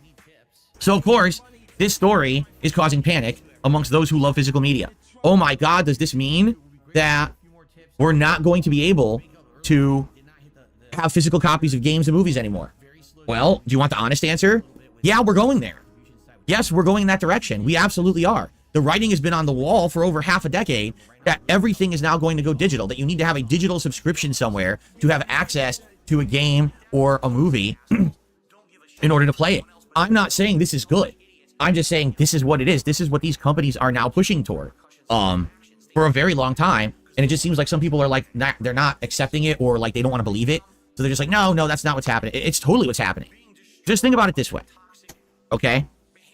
You go to buy a game at a store versus buy a game on a digital marketplace. So let's just say it was God of War Ragnarok. Okay, that's Sony exclusive game. Perfect example here. So you go on your digital marketplace on your PlayStation 5, and there's a page that was designed for the game. Okay, that costs a little bit of money. There's some clips that were put there to advertise the game. I'm sure producing those costs a little bit of money. There's text descriptions. And then there's the certification process. The game has to go up, be certified by the digital marketplace that it's not a virus, shit like that. That might probably cost a little bit. And then the game's available. So all anyone has to do is enter payment information, click, process, instant download, done. Okay? Done. So is there some money involved with distributing games via digital marketplace like that? Yes, there is. Is it a huge amount? Probably not. Okay. Is Phil completely neglecting server space to host the games? Yeah, because what was it? Paramount recently just got rid of MTV's News, the Colbert Report, and the Daily Show up to 2015. Yeah, Naltaron is saying in the That's chat. all gone now. Naltaron is saying in the chat, going digital is bad. All it takes is a company to remove something and boom, it's gone. You can't play it. Examples is NBC Collection PS4. Look, 12 on PS4. And PlayStation 1 games on the PSN store. All very good examples. What was it? Forza 4 is going because of the license for the music, and the cars went away, skins went away. Also, I feel like Phil said, in fact, earlier on, and I missed it. I'm not entirely sure. I feel so. It feels weird, but I feel convinced that Phil said, in fact, but I can't remember. Could be the Mandela effect. Yeah, true. We'll just gotta wait and see. Okay. Now let's think about the physical disc. Okay. So not only do the game developers have to have essentially something to put on that disc, whether it's the playable game or not, because a lot of cases these days it's not. It's literally a placeholder file. You put it in your console, the file triggers the download of the real game digitally. So you never actually owned the game. It wasn't even on the disc. Okay.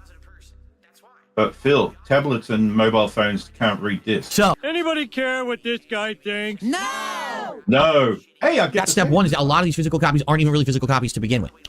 Then whatever file they're going to put on the disc, they have to mass produce the discs, which is what Sony is talking about right here. Previously, they were mass producing the physical discs themselves, and then putting the file on the disc, probably putting copy protection onto said disc. That's an increased cost to make sure no one can rip the file off the disc and you know, basically try to reproduce it or resell it, or hack it and then, you know, backwards engineer it on PC or whatever it may be, hack the files, etc. You don't want anyone to get your source code, right?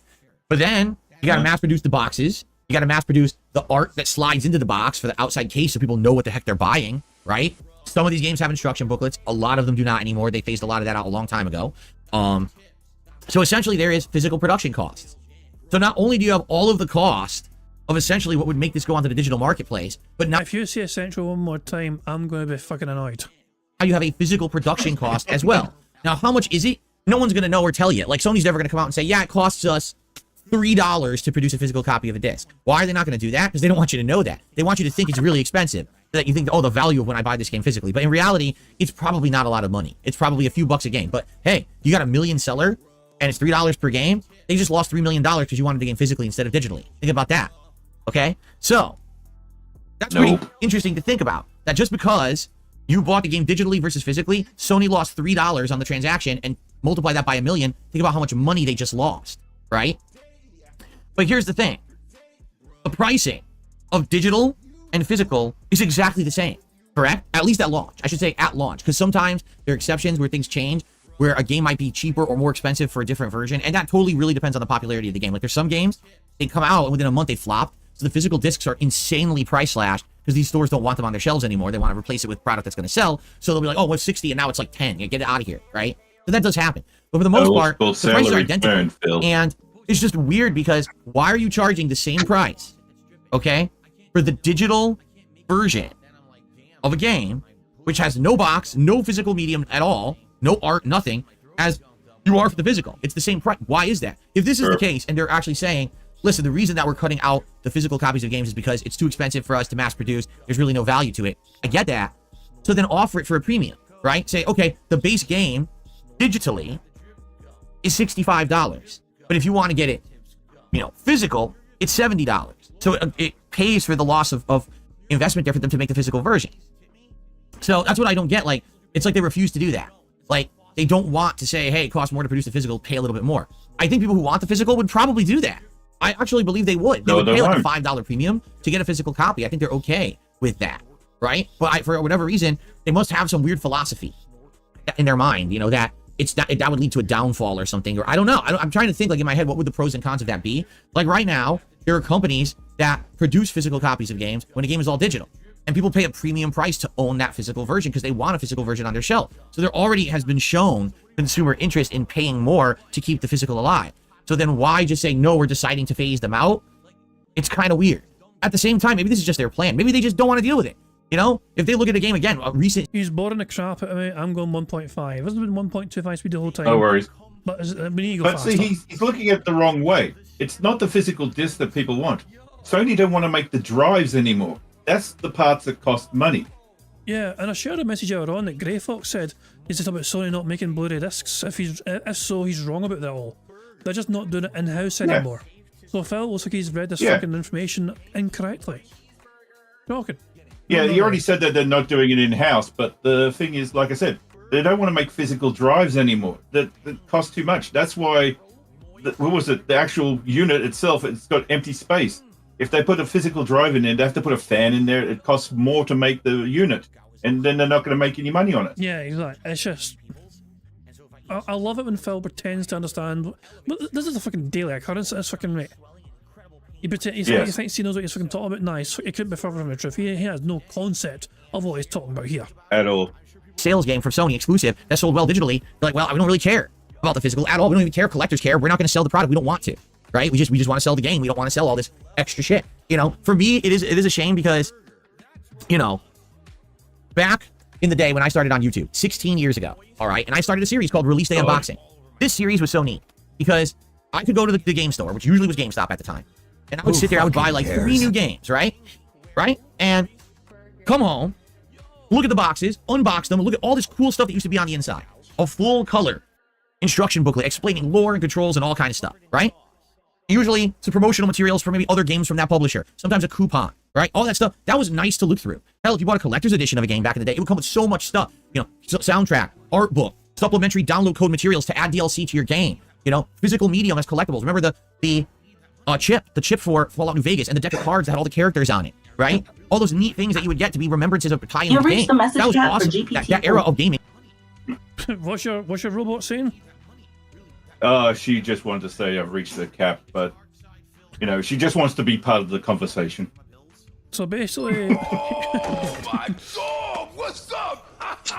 She has nothing else to say really, so she just keeps saying that. Basically, you're kind of wondering yourself this. How do I mute this motherfucker? Mute you and mute you. Shut the fuck up. Oh yeah, I've got a mute button. Don't worry, my finger's triggered. Thank you very much to Ira for Anyway, Super Chat, who says, Release Day Unboxing, where you rant for 15 minutes over a fire alarm and don't actually unbox the box. Yeah, shout out to that infamous video on Phil Burnell's channel. Oh yes. The unboxing video, which was never unboxed. Fuck me. that was a fucking... That might be DSP as most DSP. You know what I'm saying? Like, that might be the prime example of DSP being a lol cow. And a serious where he unboxes things, but he forgot to unbox the fucking thing. And then he starts asking for a screenshot. Give me a second. I actually haven't had a single screenshot today so far. Oh yeah. So a bottle of fizzy water. A bottle and a boob. Oh fuck me, man. Right, okay, so I got that, go in there, and go here, and go here. And okay, let me get this, and this should be good. That works out quite well actually. Yep. Not bad at all. I just throw that in the Bottle and a boob. And his bent little head. And the members of Discord will get that, and they can have some fun with that. Do with that as you wish. There you go. Oh, sorry. Thank you to a lot of people for the super chat. It says, translated, I'm mad I can't give away empty boxes. Yeah, Phil used to... So Phil liked these giveaways that I did before as well. So he liked getting all his promotional stuff, like the cool artwork and all that, you know, and everything else, and this cool collectible, whatever. And then Phil made a habit of giving away empty game boxes as well as a signed business card. He couldn't give people a game. No. He needed that game to trade into GameStop. And this is kind of close to the height of Phil's popularity at the time, essentially. This was during the time when Machinima were giving him selling money, I believe. And yet Phil was still like fucking penny pinching, like, oh, I'm not going to give away the game because I need to go to GameStop and get some trading in value for this game. It's glorious fucking times indeed. So, 10, 15 years ago, it was really cool, that 5-year span. And then slowly over time, you started to see things change. I would buy a game and I would open it to unbox it. There's nothing in there but the disc. There's no instructions, there's no insert, there's nothing with this at all. It's an empty box except for the game disc. In some cases, you actually would open the game box and there was no game in there, just a download code. It's kind of ironic that Phil doing to his fans then fucking happened to him. Like, he gave away empty game boxes to his fans thinking he was fucking giving them something amazing. And then, like, lo and behold, down the line, the same thing happens to Phil when he fucking spends money on something expecting to get something in return. Enjoy an empty game box with his instructions. So you didn't even get a physical game anyway, you just got a box, right? So I had to, over time, phase out release day unboxing. There was nothing left to unbox, so I just started getting I started getting digital games. I remember it was around 2015 into 2016 when all of a sudden there really was no reason to get the physical copies anymore. So I just started getting everything digital. I never had to make trips to GameStop ever again. Originally, it was part of my routine. On a new release day, I would get up early. I would go to, say, Jack in the Box or another... No, don't be confused by Phil getting up early. The definition of early in Phil Barnell land is anything before 9 AM. Place around here, get a breakfast sandwich, go to GameStop, pick up the new games. Sorry, after 9 AM, my bad, after. Phil's never seen a clock before 9 AM. You had to get the sandwich. Yes. Yeah, of course, naturally. It's a part of his routine. In the morning, come back home, release day unboxing, and then play them for you guys on stream that day. And it just phased out after, of course, like 1 to 2 years of me living here. I just stopped doing it because there was no point. It was nothing. It was a joke to do those unboxings. So yeah, it's a lost thing now. And I think it's orchestrated by the companies. They 100% felt this was the way to go. They don't care about the reseller industry. They don't give two shits about GameStop being negatively hurt by this at all. They never liked GameStop to begin with. Don't let them fool you. They wanted to go all digital for a very long time. And really, it was this physical games market that was holding them back. But now I feel like they've like, there's nothing to stop us now. We're just going to get this shit out of here. So yeah, this story is not surprising. Now, again, it's not, this is going to change it immediately. This is just Sony's just not going to make their own discs anymore. So if for discs they are going to make, they're going to outsource to other companies that are already mass producing these on the cheap. But absolutely, you might have noticed if you go to your local store like Best Buy, used to have an insanely huge movie section. They don't have movies or music anymore. It's gone. They don't even sell it. They'll just get it digitally. Wow. So you really can't even own a movie collection anymore. It doesn't exist. I mean, the reseller market right now is booming because of this. But outside of that, yeah, we're on the way out. Everything's going to be just over the internet since the internet has improved so much in the last decade. Everything is just becoming this now. So, pretty interesting story. Now, what's actually interesting about it is that there's another story. Just listen to this. Anyone remember the company Redbox? I remember them. I've never used it, but I totally remember. Right, I think the volume, by the way, in Phil's stream, it sounds too loud now. So if I stop the boost, it should sound normal. Remember, has anyone in my chat, or even watching this on demand, have any of you ever used Redbox before? The service. Did you put your hand up? If you did? Well, why'd you do that? I can't see your hand. What do you got? Put your hand down. But anyway, for those who remember Redbox, the 90s rang, they want the jerk back. Let me to explain what it is. Redbox came out around the same time as Netflix was becoming popular. So yeah, it's been around for a while, okay? That's why you probably haven't heard of it now, because it really is something that's outdated today. So here's what happened. Video rental stores were going out of business. Blockbuster Video, Hollywood Video, they weren't thriving anymore as everything was becoming DVDs and then starting to be digital. A lot of these mail services, like Netflix originally was, hey, we mail you a disc of what you want, you watch it, and you mail it back to us. It was a mail order disc service at first, before it became an all digital on-demand service. I thought it was like a mail order bright service. At that era, when they were mails. doing that, Redbox wanted to basically cut out the middleman and say, well, why do you have to mail anything? Instead, we're going to have these actual like booths, kiosks that are basically look like soda machines. Okay? And they're going to be all over the place. You'll find it at a local mall. You'll find it at a movie theater. You'll find it at a convenience store. And all you got to do is you walk up to the Redbox machine and you can pick what movies you want to watch and what format. Because at first, it was just regular DVDs. Then, of course, everyone converted over to Blu-rays. But at one point, it was actually regular DVDs. You say, oh, for the menu, you pick what movie you're interested in watching or renting. You would put your credit card in. It would charge you a flat fee for how long you were going to have that movie out. And then it would actually dispense the physical disc movie to you from the inside. Now, what was to happen was you were to return that movie within a set period of time, just like if you had rented it from Blockbuster Video or another video store, and then you would basically be in the clear. If you didn't return the movie, I believe what they would do, there were fees associated with it. You couldn't use the service again, stuff like that, okay? So Redbox essentially was, hey, it's Netflix without mailing anything. Why spend time on waiting for it to show up through the mail and having to mail the disc physically back when you could just get it immediately, instant gratification, get the disc, and then you just got to return it to that kiosk. Now, I can imagine there's probably no one returned anything. You spent $3 to $5 I just got a movie for $5. You Get walk to the fuck the out. You never point, forget, right? Phil. Right? That's what I would think, but I don't exactly know how it worked. Did they have a deposit? Like, would they have a safety deposit of like $20, and then if you never deposit or get brought the movie back, do they charge you the full 20? I don't know exactly how it works. You think the business model wouldn't work if everyone just walked away the first time and stole a movie, essentially, right? But Redbox worked. In fact, there was a worry at one point that Redbox was actually going to eat up the market share of Netflix. Hey, Phil said in fact, I'm looking from it this time. Burger. We're gonna ready for that. Thank God for that. The bingo, this is a very strong bingo card. I know it's a boring podcast by Phil here, but this bingo card is looking very robust indeed. Remember, we have one free space already, thanks to the Tractor Beam from Saturday. We have our second free space, thanks to you guys. Well, sorry, thanks to Phil snorting over 10 times. So, yeah. Well, we only got 15 likes to go, so... There you go. The more free spaces, the more free spaces we get, the quicker we can finish bingo and enjoy some marbles to pick a winner. Marbles. The only problem was not everyone had a Redbox near them. So because of that, Netflix could be basically anywhere mail order, while Redbox had to be physically in your town or wherever in order for you to use the service. Also, keep in mind with Netflix, they had a larger selection, while Redbox, you're limited to what's in the machine, right? If let's say the hot new Marvel movie came out and everyone wanted to see it, well, they all rented it out, so now it's not there. Bitch. As opposed to Netflix, they had more selection and more quantity, right? So Shut the fuck up. Oh, here we go. The average credit Was card he going somewhere with this story? It was like $1 a day when I used to use it. They had your card data so they could just charge it. So basically, if you don't bring it back, they just keep charging you $1 a day infinitely. So you could have a movie, keep it, and you have to pay $365 if you don't return it in within a year. Wow. Okay, I can see how that could work, except you could just close the credit card too, right? Or if your card goes over the limit, they can't charge it anymore, right? So, okay, so there's limits to it, but I kind of get it. I get the premise. Anyway, why am I bringing this up today? Redbox, today in 2024, the era of digital, they just filed for bankruptcy. Today. So I want you to think about this. Physical media of movies has been out on the outs for like a decade, right? Netflix literally hasn't done the big physical disc shit as their main focus in a million years. Redbox was still successful until now. Until right now. Jeez. How in the holy hell did they survive that long, right? It's wild to think that they were around. But anyway, the story is a lot more grim. They were making movies. They were doing movies for Tubi. They haven't been paid in over a week. They're owed money from the company, and the company is not answering them when they're asking them where are our wages. Also, they owe major money to companies such as Walmart, Walgreens, Universal, Sony, and Warner Brothers for deals that they had in placement of their machines and movies in there. They just never paid them. They kept all the money and then they never paid anybody. In addition, they're facing over a dozen lawsuits for unpaid bills simply for operating the company. So they're not paying their employees. They're not honoring any of their licensing agreements. They're not paying anyone for any bills that they've incurred. They are nearly $1 billion in debt. Wow. I mean, here's the thing. They've been around for so long. How do you not see the writing on the wall? Was this a group of people who literally were like, well, everything's going digital. What'd you say? I can't hear you. No, sir, Mr. CEO, listen to us. Everything's going digital. We have to adapt our business. What'd you say? Neener, earmuffs. I'm hearing you. What?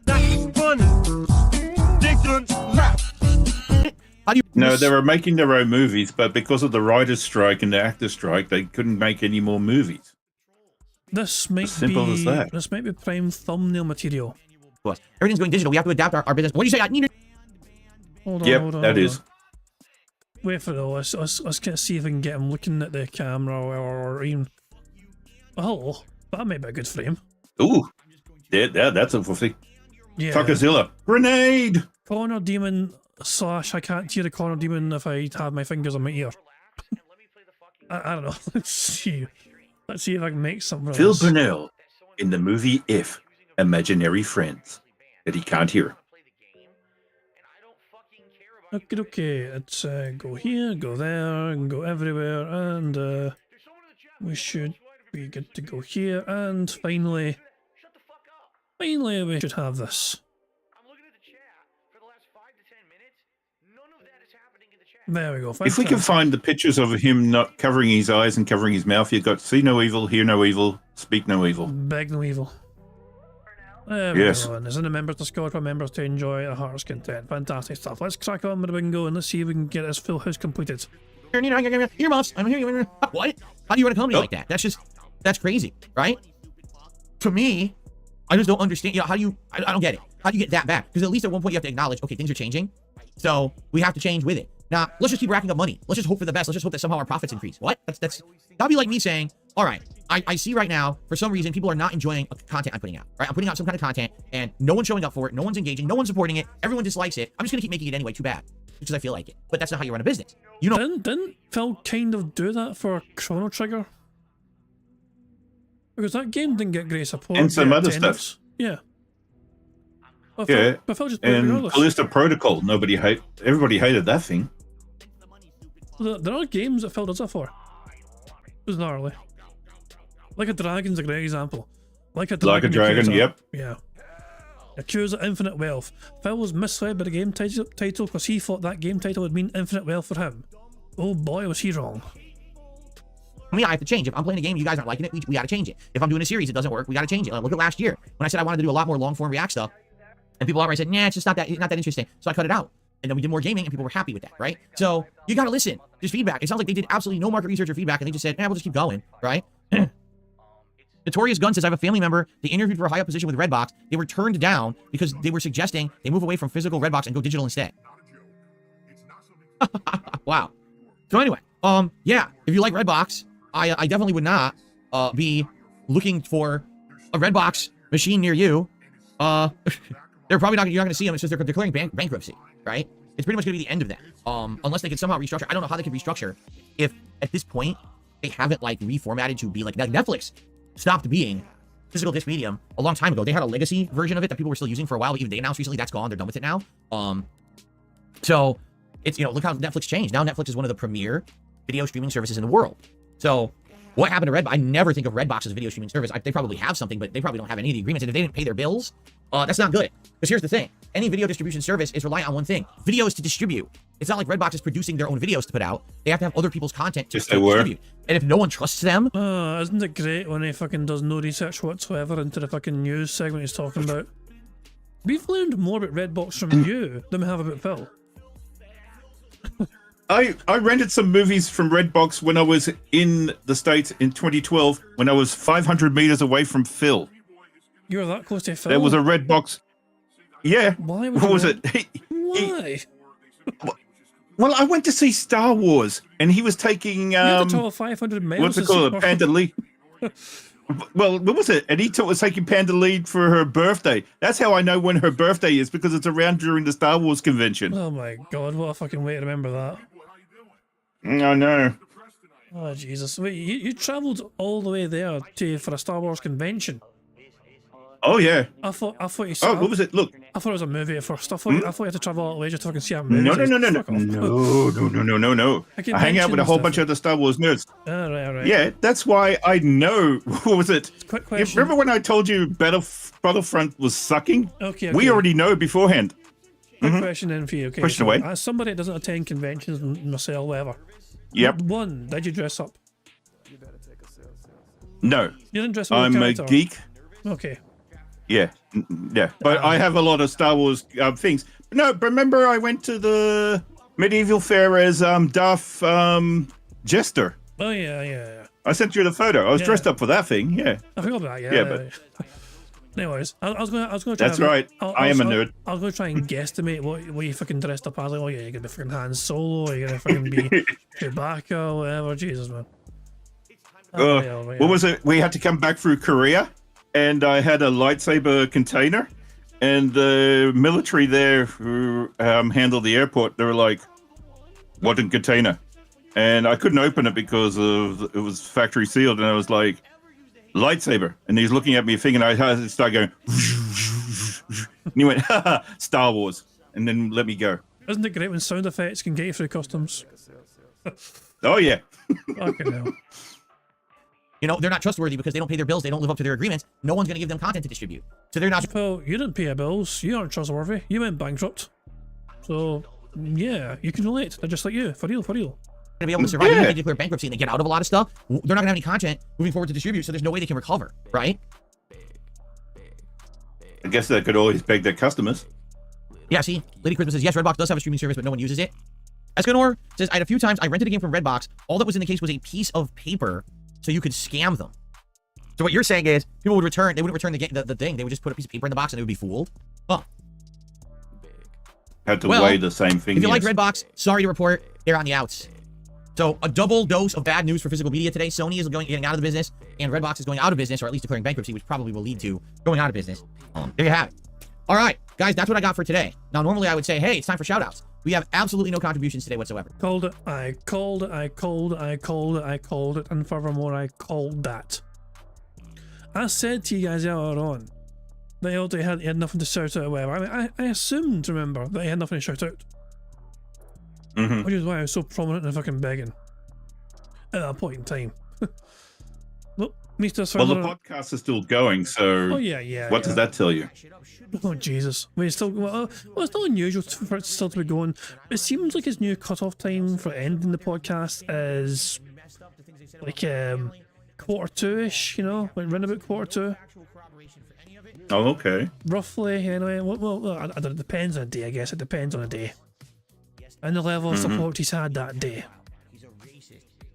But just things. There we go. Why does Phil's shoulder look so? It looks so weird. I think that's a chair. Oh, it's part of the chair. Yeah, that's part of the chair behind it. I was like wondering why all of a sudden he had a jagged shoulder. But whatever, I'll throw it in. Why does that look like a mugshot for drink driving? Oh bloody hell! Hold on. I've just seen the members Discord.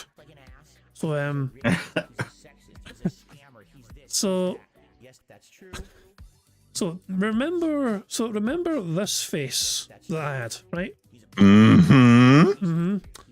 Who's popping says for this same faces but different contexts. Like this is the same as that. Same faces but different contexts. Which is a good point, good shout. Tacozilla has made Super Blind Phil. I know. Big ups, blind man. Diablo EU has made this. Don't want to hear you talk. Fingers in the ear. The painting. Oh yeah. And the Tacozilla again just had a quick bit of fun with this one. So there we go. It looks like from Godzilla -1. You'd have to ask Tacozilla to confirm that. I don't know. Yeah. But you might be right. You might very well be right. Bloody hell. Let's crack on with bingo, shall we? Cheers for all your robust artwork so far. No super chats, no super thanks, no memberships, no re-upping of memberships, and no... Hold on, let me rewind the desperation for him not getting any money and see how desperate he sounds. Well, he reminds his audience once again the support carries over to the React stream for rewards and goals. Going out of business. There you have it. All right, guys, that's what I got for today. Now, normally I would say, hey, it's time for shoutouts. We have absolutely no contributions today whatsoever. No super chats, no super thanks, no memberships, no re-upping of memberships, and no tits. So I have nothing to shout out now. Nothing. It's got no tits? Oh. I'm just gonna. Why is he? Well, hold on. What's he gonna do? Hold on. I feel like I paused him too early there. What's he gonna do? Out now. Nothing. Nothing. I'm just gonna sit here for the next 20 minutes saying nothing. Nothing. Nothing.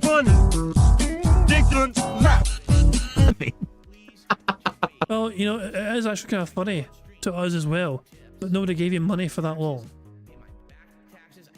I think he said that, and then Spawn Killer sent him something because I saw it pop up in chat. I've seen a couple of pop-ups, yeah. And apparently he said super thanks instead of super chats. Shout out now. Nothing. Nothing. I need to rewind further, sorry. All right, guys, that's what I got for today. Now, normally I would say, hey, it's time for shoutouts. We have absolutely no contributions today whatsoever. No super chats, no super thanks, no memberships, no re-upping of memberships, and no tits. Well, yeah, he said super thanks as well, but that doesn't apply in a live stream. Yeah. Super chats apply in live streams, of course, but not super thanks. Super thanks are comments you leave, you know, on a on-demand video. So yeah, no wonder you don't have any super thanks on a fucking live stream. Because it's still live, you dumb bastard. Is he expecting it for nothing. Super Blind Man's video? Who knows? Nothing. Nothing. I'm just gonna sit here for the next 20 minutes saying nothing. Nothing. Who fucking cares? Fuck you. Do you think that will hammer anything in? Nothing. You pretty much do nothing. Let's do Q&A. You guys tag me in the chat, and we'll talk about whatever you want to chat about. If someone does contribute, I will shout it out. I'm just saying, if you contribute now, it helps out my React show. There you go. I'm not trying to say Phil's fucking predictable, but I made a whole goddamn bingo stream of him being predictable. So that way during the React show, I don't have to sit there and be like, oh, guys, please contribute. You know, it is a normal streaming day for me. I look to hit $50 every stream in tips, so if you could contribute today, that would be very much appreciated. But right now... But you made it... You get Q&A for paying $6 for the React show. It's pain. It's just sheer bloody fucking misery at this fucking point in time. I had a barcode on it that it scanned. Oh, so they took a picture of the disc, put the piece of paper in the box so it scanned to look like it was the movie, but there was no movie in there. Wow. Nothing. If he says nothing one more time, just on its own, like that, then I'm declaring a free space. You get nothing. Fuck off. You fucking cunt. Fine, we got a free space. Why does he insist on fucking not ending the joke earlier? Like, why? He'll take a shtick, a funny. He's like, doing it once or twice, perhaps a bit funny, but nah. He has to fucking bury that shit into the fucking ground so it fucking pops right outside of the fucking planet. Like, it's like, we get He's it. flogging his dead wife. I mean, dead horse. Sorry. Oh, too soon. You lose. Good day, sir. Okay. I love Gene Wilder, man. I miss him. Anyway. Yeah, you know Willy You Wonka. stole busy lifting drinks. You hit the wall. They have to be cleaned, sterilized. Shout out, I guess, to fucking Willy Wonka and the Charlie and the Chocolate Factory, or whatever. I think the classic movie was Charlie and the Chocolate Factory, wasn't it? Like, it wasn't called Willy Wonka and the Chocolate Factory. I think it was like the 70s movie or whatever with Gene Wilder was Charlie and the Chocolate Factory. I think Willy Wonka. Wilder's was Willy Wonka and the Chocolate Factory. What's it called? Tim Burton's was Charlie and the Chocolate Factory. Right, I got it mixed And up. then the last one was called Wonka. I got it mixed up then, no worries. God, I can't wait for him to fucking make the movie based on the Scottish exhibition about fucking Wonka. God, Oh, it comes out at the end of the year in December. It's called The Unknown. yeah, that was well, for all the reasons to have Scotland go on the map again randomly, like globally. Oh yeah, had some shitey exhibition. Well, the worst bit about it is Zach Galifianakis paid did a for super the chat. First super Wonka chat thing of the day, to so go I can't say to nothing. America. What was that, sorry? I said Zach Galifianakis paid for the Wonka show that was in Scotland to be showing up in Los Angeles. But for fuck's sake. I wonder if it was the same people as well, the same cast, the same bored-looking fucking Oh yeah, temps. yeah, you paid for all the same cast and everything. Jesus, bloody hell. Can you repeat that same... Can you repeat your look of utter fucking boredom and disdain for this poorly run production, please? Thank you.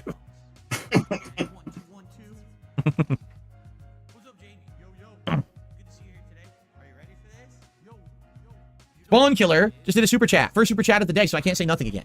He goes, remember Gamefly? Yep, again, that Gamefly was the answer to Netflix, but for games, right? Instead of movies, it was game distribution physically. And it worked for a while, but the internet improved. I mean, let's be honest here. In the last decade, internet has dramatically improved. Even in the United States, where the infrastructure is not owned by one company or the government, our internet quality has dramatically improved. I never would have fathomed that I would be able to stream full HD quality TV shows, movies on my phone, right? Now I'm able, at night, I watch back my videos on DSP Throwback to title them on my phone before I go to sleep. I watched Street Fighter matches in full HD quality on my phone so that I can learn tech for the next day.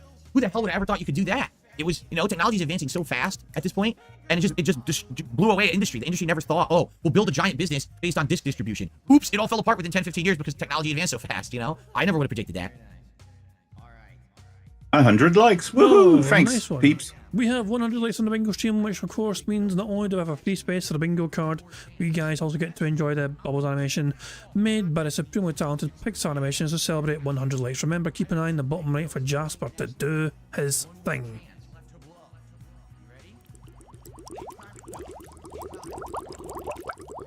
Lock him up, Jasper.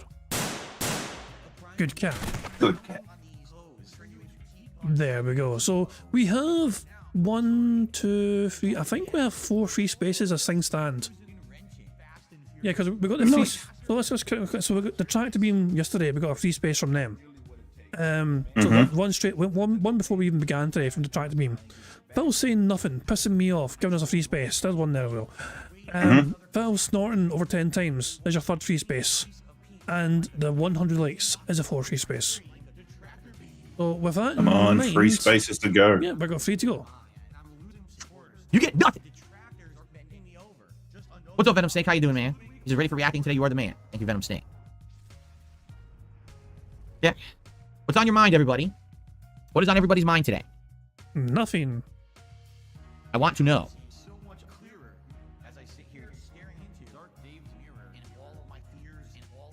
Okie dokie tipped $1 and says, can you unban me? I don't know why I got banned. I don't know. I wasn't paying attention. I have no idea what happened. I'm scrolling up. I don't think it happened anytime soon. or anytime recently. I scrolled all the way up, and I don't see when you got banned, so I don't know what to tell you. I don't know what to tell you. You know the way to get them banned, right? And email me and look into it. I don't know. People are now saying in chat that was Kirk all along. I didn't even know that. I swear to God, if that is Kirk, I had no clue that that was Kirk. I didn't know that at all. Oh, Phil has ended his podcast stream because I can see the live redirect thing pop up on his stream. So, yeah, I need to keep that in mind for future reference. But yeah, and Diablo's telling us he's made something else, and oh, for God's sake, he's made something else. Well, Diablo EU made this. Kind of goes quite well. That's just so urban. Jesus. Big ups. Big ups Diablo for creating that masterpiece right there. I do admire its robustness, I must say. Oh, Jesus. So, 2 seconds. Sorry, anyway, let's get back to the bingo, shall we, guys? Remember, we are 3 away from a full house, essentially. You guys do more than me. I didn't even know that. So you know how to get unbanned if you're interested in getting unbanned, or indeed if it is Kirk, make your 400th stock account and come in and make sure I don't know it's you.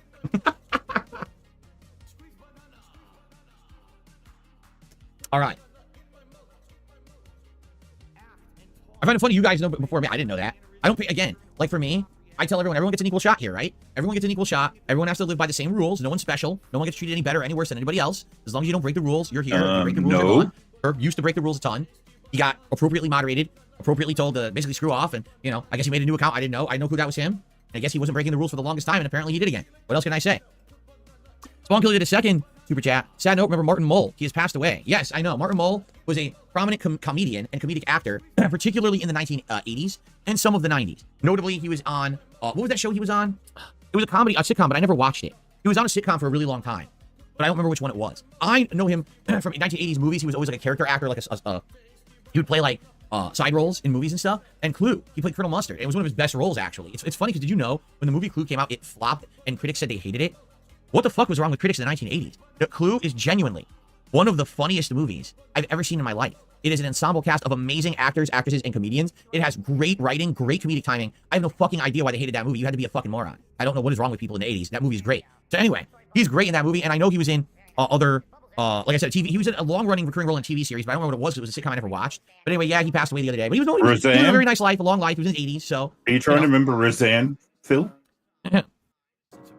He wasn't Danny Phantom? I did not know that. I did not know he was in Danny Phantom. Okay.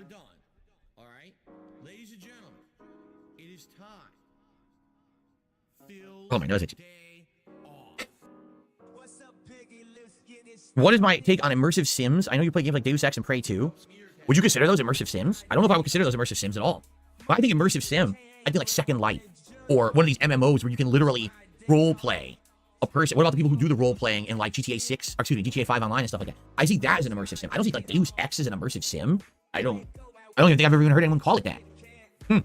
Anyway, what I think of them, I don't really participate in something that's truly immersive. I just don't have time for it, you know? For people who get heavily into that stuff, for a lot of time, that's like their big hobby, right? Like a lot of people who do the GTA 5 roleplay stuff, like that's a big time sink for them. They invest time and money and effort to designing a character, and this is your virtual self, your virtual avatar, and you know, you go in there and that's you online or whatever. But I don't have time for that, nor am I interested in making that kind of content, so yeah, I don't really care about it. Well, I'm glad to hear that. Venom says maybe it sounds silly to you, but you always cheer me up. Here's the thing. That's not silly. I'm happy to hear that. Again, I'm just a normal guy sharing my takes on games, on life, on everything with you every day.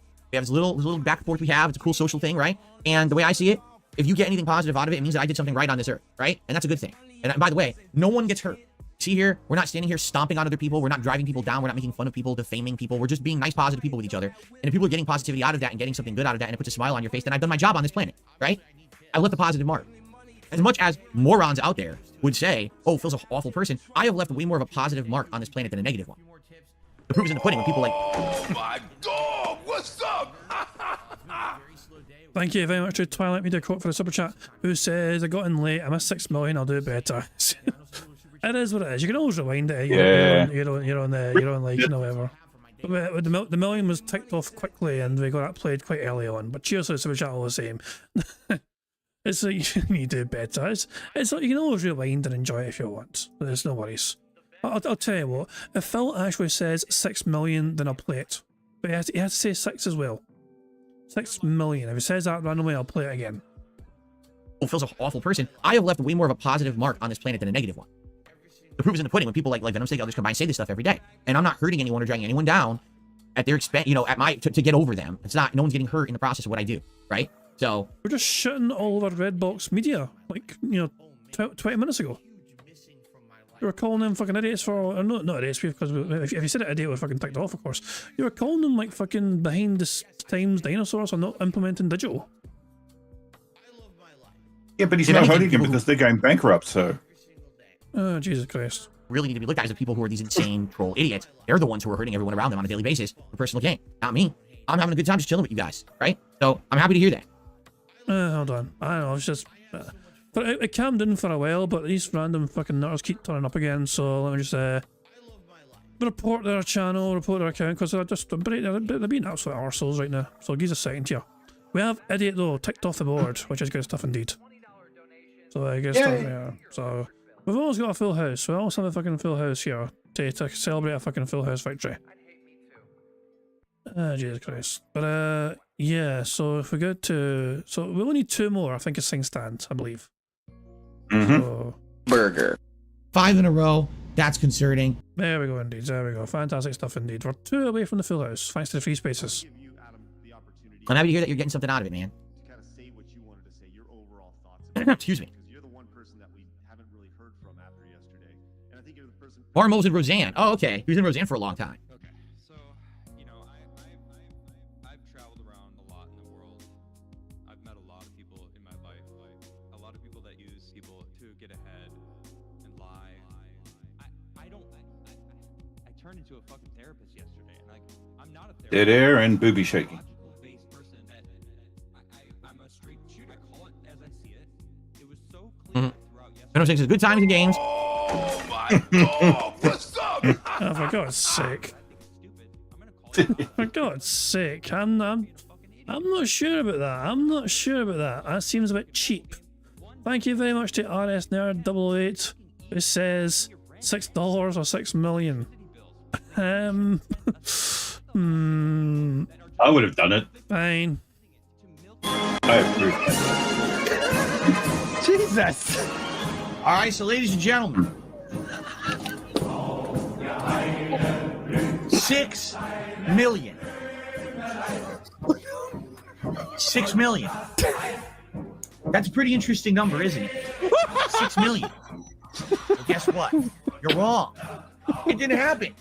You're making it up, right? You make that shit up. No, how about this? Banned. Gone forever. Because I don't put up with your fucking bullshit. Now that was good. Now that was a fucking good one. The bar's being raised. It's always very fucking funny. So there we go. Let's get back to the bingo and see if we can get this full house complete. You are the man. Well, thank you. Oh. My bad, I clicked the wrong thing. I was closing the short. Also, Phil's volume went very strange again. So let me just fix that. Oh, no, I don't have any tattoos or anything like that. Sorry, all of a sudden the yawn came out of nowhere. My bad. I didn't mean to do that. No, I don't have any tattoos or anything like that. When I was younger, I always thought, really stupidly, that I wanted tattoos. I thought, oh, I'll have like a back tattoo that'll go across the whole top of my back or something dumb like that, right? Luckily, I never did anything like that. And then when I grew up, I was like, thank God I didn't. I'm happy I didn't. Like, for example, I know a person who, when they were younger, basically went out with their friends, got drunk, and got silly tattoos that are really dumb, and then they had to live with that for their whole life. I mean, today they obviously could have gotten it like removed with laser or whatever, but back then, they didn't have that shit. So they had to live with this stupid tattoo on their arm. Luckily, it was like on their upper arm, so they were able to wear stuff to kind of cover it, so no one would see it. But it was a really stupid bad tattoo. It was really dumb. Like, well, like, glad you don't do that, right? And just, in my opinion, there's nothing wrong with tattoos. There's nothing wrong with piercings. But for me, like, my personal thing, moderation, right? You get a piercing, you get a tattoo, that's fine. These people that go crazy, I need to have 17 pieces of metal on my face. I need to have chains that are connecting the pieces of metal. I want tattoos all over my fucking body, everywhere, you know. I just don't get it. Didn't this little bitch fucking idolize CM Punk, who has basically turned his body into like a series of fucking tattoos, which tells a different story of a part of his life? You know, this guy worshipped CM Punk back when he was fucking open about fucking life and wrestling. And I heard that Kat has a tattoo. You did? Yeah. Forget which. It might have been on Alt's little outings and all the rest of it, but yeah, I heard that Kat has a tattoo. Don't know what it is, but. I mean, can you imagine how different it looks now if it was tattooed before she met Phil? You know, done like this. That might be a very transformed tattoo. Mm-hmm. Oh, Yeah, it's like, Beamer. who are you as a person? Do you really think that you're a special, better, more interesting person because you physically modified your body like that? Anyone can do that with money. They could walk right into the shop and get the piercing or get the tattoo. You didn't accomplish anything. I've actually heard this really stupid thing. Oh, well, everyone knows that tattoos hurt. So if someone sees someone covered in tattoos, you think, oh, that's a badass because they went through all that pain.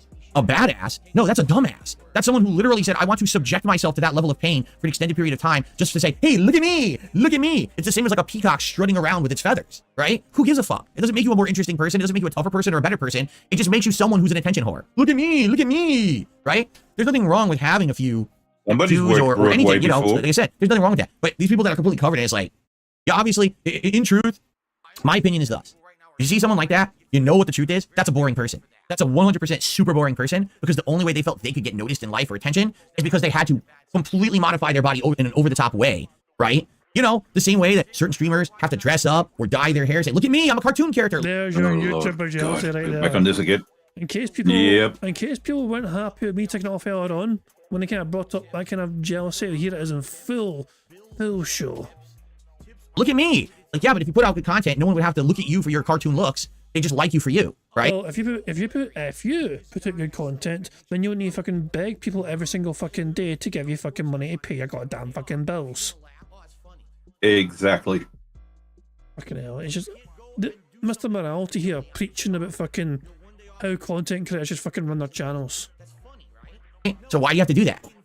It's the peacock mentality is what it is. Look at me, I'm so special because I look so different. Nobody cares. Especially in today's world too. Like, remember, it used to be that was the rare thing. Now it's like common. It's absolutely incredibly common to see people who have a bunch of piercings, a bunch of tattoos, a bunch of dyed hair, a bunch of this, a bunch of that. It's just not special anymore. In fact, I argue it's becoming more common than not. It's less common to see someone looking normal, right? So... Oh, why don't you define normal? You define normality for me, please. Because, I mean, each to their own. Look, if nobody's doing any fucking harm to anyone, let them live their fucking life. You know? Whether it's, you know, if they want to fucking have a bunch of tattoos, then fucking let them. If they want to have a bunch of piercings, fucking let them. If they're doing no harm to anyone, and they just want to fucking do something for themselves, what they want to do with their body, it's like, I don't know, it's such a strange, aggressive take from Phil. It's not special anymore. You've just become more of the status quo by doing it. It's kind of silly. Okay. And also, didn't Kat have different color hair? She had red hair. Now she's got black hair. Yeah, but it's like rules for thee, not for we. For me, yeah. 3. Well, okie dokie, tip the dollar says I emailed you. All right. I'll look at it later. Oh my dog! What's up? Thank you very much to the Dapper Dragon for the super chat, who says, I've got 2 tattoos waiting to be inked. Both have incredible meaning to me, and the more expensive one is meant to inspire others too. Well, there you go. It's something like I've been meaning to get a tattoo myself for my dad, you know, like just, you know, a wee thing, but I've still not got it done yet. I really, it's something I, you know, I keep meaning to, you know, get done, but I need to try and find, like, first of all, I've got like a rough design and thing in mind or whatever as well, but I need to find the right place to go, you know, that I feel confident and comfortable kind of doing it as well, you know. I need to shop around essentially. But I mean, I'm waiting to get done as one as well. And yeah, I want to get it done, not from me really, but because I want something to remember my dad by, you know, and something else to remember him by, you know, like a wee special kind of thing, like a wee image and a wee quote or whatever, you know. It's something that people do for personal reasons. Well, I guess Phil doesn't really understand that because he probably wouldn't think to himself that I don't want to fucking have anyone defacing his body because he doesn't care about them that much, if that makes sense. Like, if it'd have to be like Steve-O from Jackass getting a tattoo of himself on himself. Jesus, like, in case if he gets what it looks like, you can just look at his tattoo and oh yeah, that's me. That's myself. I'm not gonna look at it now. Okay. Oh, let's see. No, I'm not interested in piercings or dyeing my hair. I never really have been. Like I said, tattoo at one point I thought about. I never thought about getting a piercing. I never thought about dyeing my hair. I don't care. I don't wear gaudy jewelry. I could have. I don't care about wearing a big watch or fucking jewelry or whatever. I don't care about that shit. I just never did. Can't afford it. Fox Mulch is tonight watching Friday the 13th Part 2. Friday the 13th Part 2 is essentially where everyone remembers Friday the 13th from. No one remembers the first movie because the first movie is actually very different. I won't spoil why. Does Bison win the Zangief matchup because the range of his medium and heavy kick? I have no idea, Night Shift. Bison's brand new. I certainly haven't played him enough to know. I haven't tried fighting him with Zangief. I only done the other way around. If I fought him with Zangief and I could see what can I grab or whatever, maybe I would have an idea. Like, it's very simple. If Zangief can SPD his normals, then no. Bison would have a tough time against Zangief. If he can't because his normals are out of range and ungrabbable because of the hitboxes, then yes, Bison will win. I don't know the answer to that. I haven't done it yet. Who fucking cares? Who fucking cares? Who fucking cares? I really don't. Who fucking cares?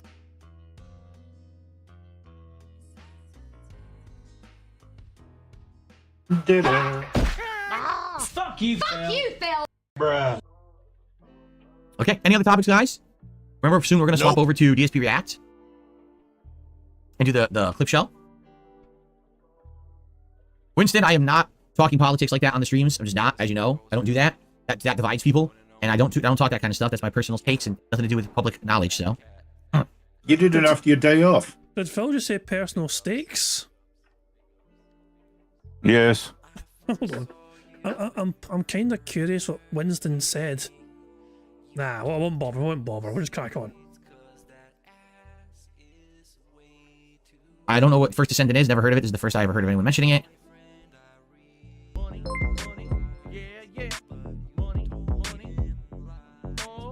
No. Fill me up 69 tipped £1. Tattoos are such an Egyptian thing. I'd rather have my big beefy wife press her big moon-shaped buns on the bathroom floor with my face in it as she defecates on it. Yeah, that took a turn. Thank you, Fill Me Up 69, for the horrible mental imagery there at the end. You didn't need to... for God's sake. Thanks for the tip, you nasty bastard. No wonder he had money for the tip. That normally costs a lot more than that.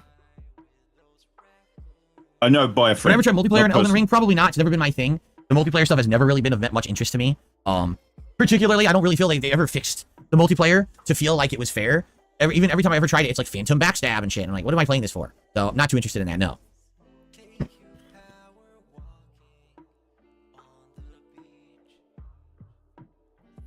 Venom 6 says, we are fans of yours because of you, not because you're some kind of an elite gamer. Well, I'm glad you feel that way because I don't think I'm an elite gamer in anything I do whatsoever. Even games that I do better in fighting games, I'm not an elite gamer. I don't play enough to even hang with the people who are good. Like, I'll be honest, if I played a pro, they would spank me. I would never be able to beat anyone who's very good at fighting games. So I don't play enough to learn that stuff, you know? But that's not what it's about. It's about having a good time and sharing that passion for games, right? There you go. Could have fucking fooled me. I got a $2 tip. Someone says, there's a game called Wrestling Empire on Steam. It's not affiliated with WWE, so it's like an indie game. It's on Empire. I love that game. I can't stop fucking playing that game. I feel like I should derail myself very quickly and temporarily to show you how much I really like this game right now. And Meester will get a kick out of this. Give me a second here. Let me see if I can pull up Wrestling Empire. Give me a second here. Two ticks. You bear with me. Well, I found Winston's message as well. I don't know if you know if this question is too personal or not. Sorry if it is, but who are you voting for as POTUS in 2024? Oh, for God's sake, yeah, and Phil's like, I don't know if I can get into that. So, yeah, I can understand why I fucking That was Winston's question. I can understand why I ran away from that question. So, I made Freck in Wrestling Empire. He is a big, beefy character. He's very tall indeed, you know, he's like the tallest height possible and a big heavy, you know, swamp monster thing. So this is Freck, you know, and he's quite strong as you can see, you know, but he's not got a great attitude. The attitude's down there, however, but Jesus, so yeah, I made Freck. He's 7 foot 10 inches, he's 531 pounds. But yeah, what can I say though? It kind of works. It works bizarrely, you know. So Jesus, yeah. And he kicks all sorts of arse as well. Jesus. Aye. Well, we'll just roll around with Freck if you want. There's Freck. That's fucking Frick there. Hey, don't you? No, he just fucking fell out, sure. But yeah, this is Frick here. Hi, how you doing? He's all good. This guy a friend or a foe? Oh, Jade fell out of a chair. Is that George Lucas? Yeah, that was Sorry, I saw a plaid and then a grey-haired man. I don't know. But yeah, as I said, Wrestling Empire is a ridiculously fun game. It's not meant to be taken fucking seriously. It's a good fucking laugh. You can get very creative with the characters. And I see Mister has now seen that I've made Frick. Yeah, I made Frick in this game. I just fix this wheelchair and then hop on it. Can I get in the fucking chair? Just don't. Are you trying to hit my? Hold on. Fuck you. If I remember correctly, is this in the members videos? I made a couple of videos about this, and I don't know if they were members only. I don't think they were members only. I'm not sure. Oh, okay. But yeah, Frick is a big beefy boy. He doesn't take shit off anyone. That guy tried to start shit with me, so I fuck you. Oh fuck, he's go. Take it, George Lucas. That's for selling Disney. Yeah, fuck you. Yeah, I'll put you in the bed. Now I have to watch a stupid crappy thing called Acolyte. Oh shit, I've heard bad things about that. But yeah, isn't it? I'd highly recommend this game. I'd highly recommend Wrestling Empire. It's a fun fucking game. It's not meant to be taken seriously. Yeah, I'd play this any day over yeah. Battlefront 2 as well. And the controls are kind of quirky, but it's fun. It's a fun fucking game. So there you go. Anyway, that's enough of that. Let's just get out of that. Save progress. I didn't make no fucking progress. Anyway, let's just enough of that. Oh fuck me. I'm going to go back into that game later on. That guy's going to you fucking hit me in the face, you prick. But anyway, let's crack on with Bingo, shall we? I wonder what Phil's take will be on Wrestling Empire. It's a fun game. Imagine Phil trying to make himself and trying to kind of get fan career mode. It's always would probably get a kick out of that. Let's see how he's going to dismiss this though. It has a 95% rating. It would run on your mini PC and it costs $10 for the Steam Summer Sale. Well, there's two things about that. Number one, I don't actually care about pro wrestling anymore. I stopped watching it in 2020. I keep telling people this. I literally stopped watching pro wrestling in 2020. Okay, like I stopped caring about it entirely. And then for like 3 years after that, people kept asking me pro wrestling questions on stream, and I'm like, I don't know, I don't care, I don't follow pro wrestling anymore. You know, I did for a year or two there. I played the WWE games. It was okay, but not great. I don't feel like they really improved that much. We mostly were doing it for wrestling sims, which was nice for a little bit, but even that, the whole idea kind of wore out. I didn't even buy. Last year, I didn't buy the new one. I played the old one 2 years in a row for wrestling sims. This year, I didn't even care when it came out. I just ignored it, right? Like I'm just not into it. That number one, I'm just not into it anymore. That's the thing. Number two, as you know, the insane and negative troll memes about me about the stupid fucking mobile game that happens to be a wrestling game. That's another reason why I just don't care about wrestling anymore. Like, So remember how Phil claims he doesn't pay attention to the white noise that distractors make? It turns out he does pay attention. So apparently us mentioning him playing WWE Champions all the time has stopped him enjoying wrestling and watching wrestling. How was that our fault? if anyone said wrestling, oh my god, WWE champions, they're morons. You know, it's like they foam up in the mouth and they start drooling all over the place. I don't care. I don't care about any of that. None of it's true. I don't pay any attention to it. Okay, so just talking about it gets idiots riled up. I don't even want to fuck with that. Like, there's no point. I don't want to create drama. And by the way, I'm probably not gonna like it that much anyway, because again, I'm actually, no exaggeration, in the last 5 years of my life, because of this detractor shit, I just don't care about pro wrestling anymore. I don't even like it. It's kind of giving me, you know how, okay, so your whole life you liked shrimp. You thought they were delicious. And then one day you go to a shrimp restaurant and you get a bad batch, right? And you eat them and you get sick. Oh God, it's the worst you've ever had. You're coming out of both holes, vomiting and shitting profusely, right? And you're sick for like 2 days because of it. Then what ends up happening is you get a negative association in your mind over shrimp. So even though you very well could go eat shrimp at a good place again, you'll never want shrimp ever again, because all that you're reminded of is that bad experience you've had with shrimp, right? So no exaggeration. When I think pro wrestling now, I just think about years of harassment, years of lies, years of bullshit that I've had to put up with and listen to, and I have no defense against because I don't have money to sue these fucking people for defamation. So I just got to sit here and take it. And then we got people who fucking, oh, I can't be a fan of Phil's anymore because of this. And none of it's true, but I have to deal with the repercussions of that. So it makes me like, I just don't enjoy wrestling anymore. You know, they actually killed any enjoyment I could have got out of it, because they gave me this huge negative association in my head. I think about it like, drama, nonsense, toxicity, lies, and all the shit that I've had to put up with for so long, and I don't want to care about it anymore. You know, that's just the truth. It's sad, but true. So I just don't care about pro wrestling. I don't, even though this game very well could be really good, I don't care. I don't even want to fucking touch it with a 1,000,000-foot pole, because I just don't want to deal with that bullshit again. It's a shame it's not a 6 million foot pole. So I just wanted to let him get to the end. But on you go. No worries, because he said he wants to get people for defamation for the whole WWE champions. But he came on side scrollers and said, yes, I play it. Exactly. And this is after they claimed he had. So how's it going to be defamation? Yeah. It doesn't. It baffles me. It generally fucking baffles me. Yeah, but it's a confusing one. It's so we. Yes, say, Ricochet, it's me on the mic. Yeah. I'm joined by D-Dog today. Special guest. It was gonna be a Vega as well, but he couldn't make it.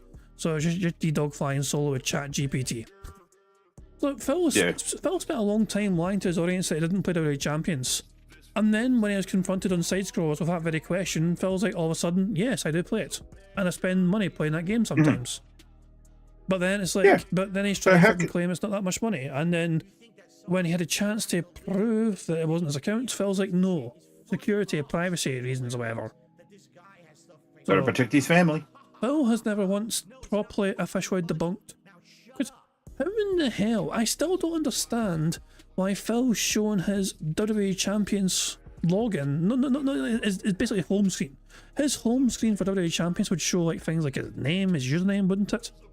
Why can't Phil just show that? Or to the audience, just show it on camera. Oh, who's the user? It's not down from the rafters, but nah. The simple truth is, there's so much evidence pointing to down from the rafters being Phil Burnell. He has no possible way to properly debunk it in an effective manner. So all he can fucking do is just pretend that all the evidence that exists that shows it's him isn't true. He has never been able to. You know, the detractors and have shown way more evidence to show it is Phil Burnell than Phil Burnell has shown to prove it otherwise. So our argument is far more, effective to try and show it is him simply because of all the evidence we have at our disposal. The Discord fucking matching up and all that, the fucking line app phone number tied to the fucking, the fucking. Why would Phil have a line app thing registered for his fucking phone number when some clans require like line app? But Phil would have no other reason to require a line app. But some of the clans that he was in required line app very particularly. It's just bizarre. Already done talking about it. I'm past it. I don't want to go back there, so I don't want to even fucking bring it up in order to have more morons get stirring it up again about the nonsense. Okay? Okay, hope you understand.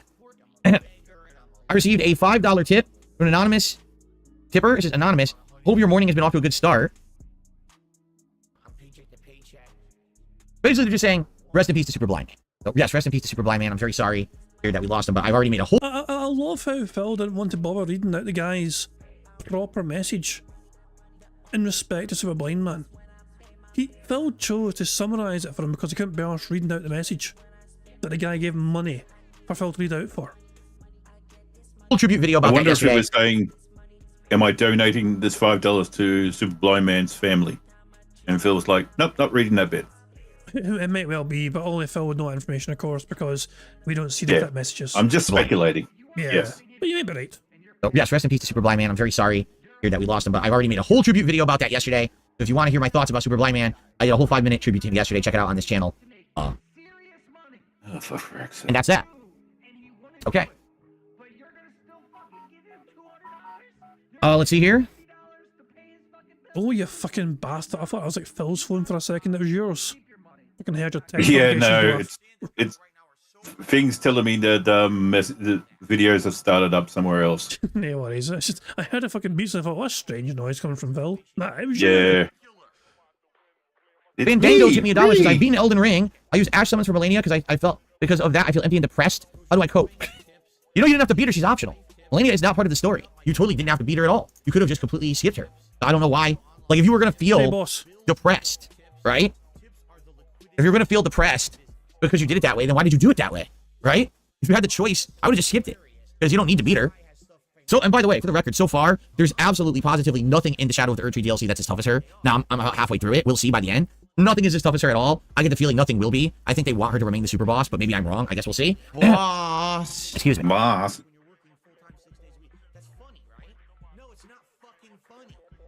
Let's see. He said, we'll see, let's see, but he's not said, you see. Someone tipped $5 and says they have an interesting question regarding feedback. All right, let's read this. We're running out of time for the show, by the way, guys. I really wish these questions had come in earlier, but I'll do my best because we have to hurry. We have to get to the react show within 10 minutes here. They said, anonymous tipper says, would you appreciate us promoting your shows in any way that we can or in offering suggestions for improvement? How do you see DSP versus the internet now that it's about a year old? How can we help? All right. Well, allow me to say a couple things in regards to this. Number one, I have never, ever actively advertised anywhere. You've never seen an ad for Darkside Phil or DSP Gaming or anything like that anywhere, have you? I don't cross-collaborate with many or any people. The exception being maybe doing, you know, a couple lobbies here with Brian, which actually I'm waiting to hear back about the possibility of maybe doing another lobby with him in the next week or two. I'm not sure. It'll depend on scheduling and everything. But I want to play a little bit more with... Waiting to hear back. So Phil's been badgering him to try and make more content. But hey, Brian. Hey, Brian.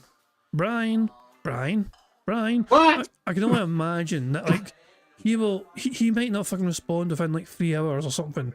And so Phil will send another message. And like, Brian, you know, Brian's busy like working or in the gym or whatever, you know what I mean? Or just fucking hanging out.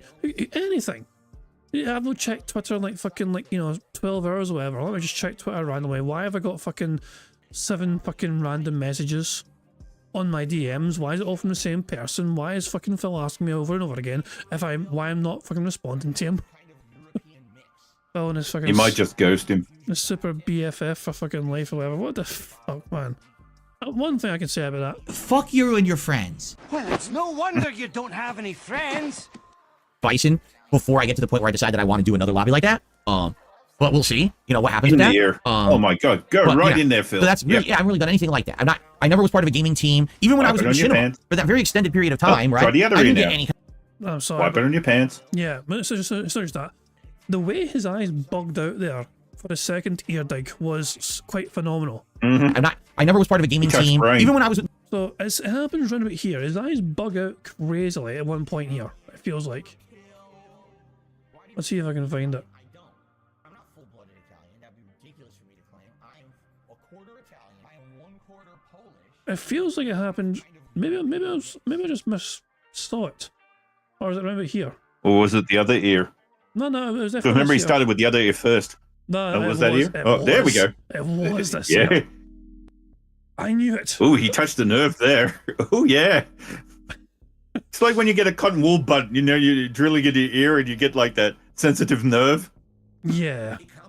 I knew I saw some bug eyes. I knew I saw it. So there we go. Let me just work my magic here. Go here, go there, go fucking everywhere. There we go. So there we go. And let me go here and let's remove the background now.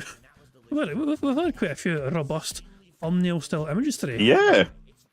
This one's yeah, that one worked well. Indeed. I just throw us in the members Discord. And there we go. Good stuff. Fantastic. Cool. Let's get on with bingo. We are 2 away from a full house. Wait. We just need 2 more things to happen. Period of time, right? I didn't get any kind of promotion. I didn't get any kind of advertisement. Oh, go check out our partner, Darkside Phil. None of that, right? For me, it's been simple.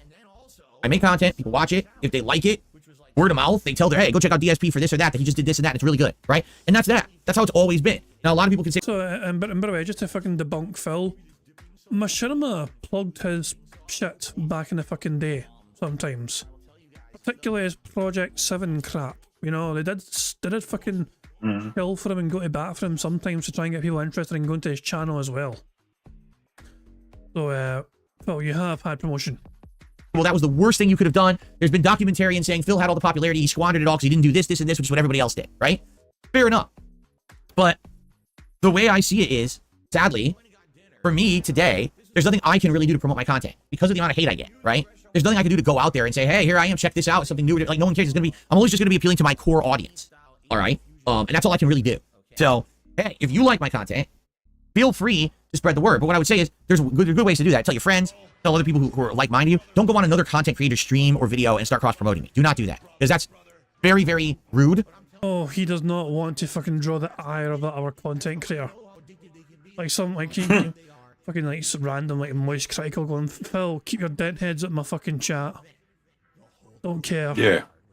You know, their content is meant to be an avenue for them to promote themselves and their content, not to other people advertising on there. So don't do anything like that. Don't go attacking other people and being nasty to them and saying, oh, DSP is better. Don't do that shit.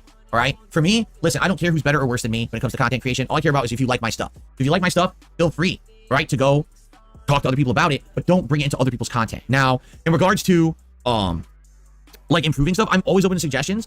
I need suggestions. I love suggestions. Any suggestions are always greatly appreciated. As long as they're constructive. You know, there's a difference between, I don't like your podcast. Okay, that's not a suggestion. That's the pet peeve. You don't like it. That's great. Why don't you like it? What can I do to improve it? Well, I want your podcast to only be 10 minutes long. Well, that's never going to happen. Then it's not a podcast. So, you see what I'm saying? There's a difference between a positive, constructive suggestion that's realistic and could help versus I just don't like something. You suck. You know, technically, Phil just said you see there. Burger. 5 in a row. That's concerning. One more. One more to go. Okay? So, any kind of positive suggestions, always greatly appreciated. And you can do that in video comments, do that on the stream chat, you can do that in many different avenues. Okay? But I don't want anyone going and white knighting, saying, oh, DSP's the best, you all suck, and stuff like that. Like, here's the thing. I criticize content creators all the time. I mean, I was just here the other day criticizing Dr. Disrespect, saying I don't see the entertainment value in a guy dressing up like a cartoon character, correct? At the same time, that doesn't mean that you go attack the guy and say that his content sucks. It's up to you to judge for yourself if that's something entertaining or not. Personally, I think it's probably the lowest brow, crappiest content. Besides hater content and detractor content, that's worse. But acting like a cartoon character is a pretty low way to get children to watch your content, which is essentially what a lot of YouTubers have done to get themselves over and become millionaires. Oh, Diablo. Big Max says, I'm a React channel member. How do I submit videos? Well, first of all, if you want to submit videos, you have to be submissions tier or ultra tier members. Okay? What I do is every single night after I finish the React show, usually it's like late Sunday night before I'm done with work, on the community tab of the page, I post up 2 threads, or 3 threads. One for submissions tier, one for super members, one for ultra members. You can see those threads as long as you're a member of the channel. One of those levels of member. Then you post up your videos there. If you're a submissions member, you can post up 2. Super members can post up questions for me to answer. And ultra tier members can post up 1 a week. And that's where I see them. And then basically the night before, I go through all the submissions and I put them in the playlist, and that's what we watch. That's how it works. More tips have come in, but I gotta get out of here, guys. We gotta get the React show going. I wish you could come in earlier. Larson tipped $2 saying I look good. Well, good for you, Larson. I'm glad that you feel that way. But maybe you want to keep that to yourself. And I received a $2 tip from an anonymous tipper saying, I was watching your Yakuza 5 playthrough yesterday. I noticed it has high views. The first part is over 60K views. Why do you think that is? All I can tell you is what I was told. Okay? So back then, first of all, this was before I was an interactive live streamer. Yakuza 5 was a very long time ago. Probably about a decade ago. And basically back then, not a lot of people who were English speaking were doing full playthroughs of the Yakuza games on YouTube. There were people who were Japanese who had done full playthroughs on the internet, but in general, there weren't a lot of full English speaking playthroughs of the game.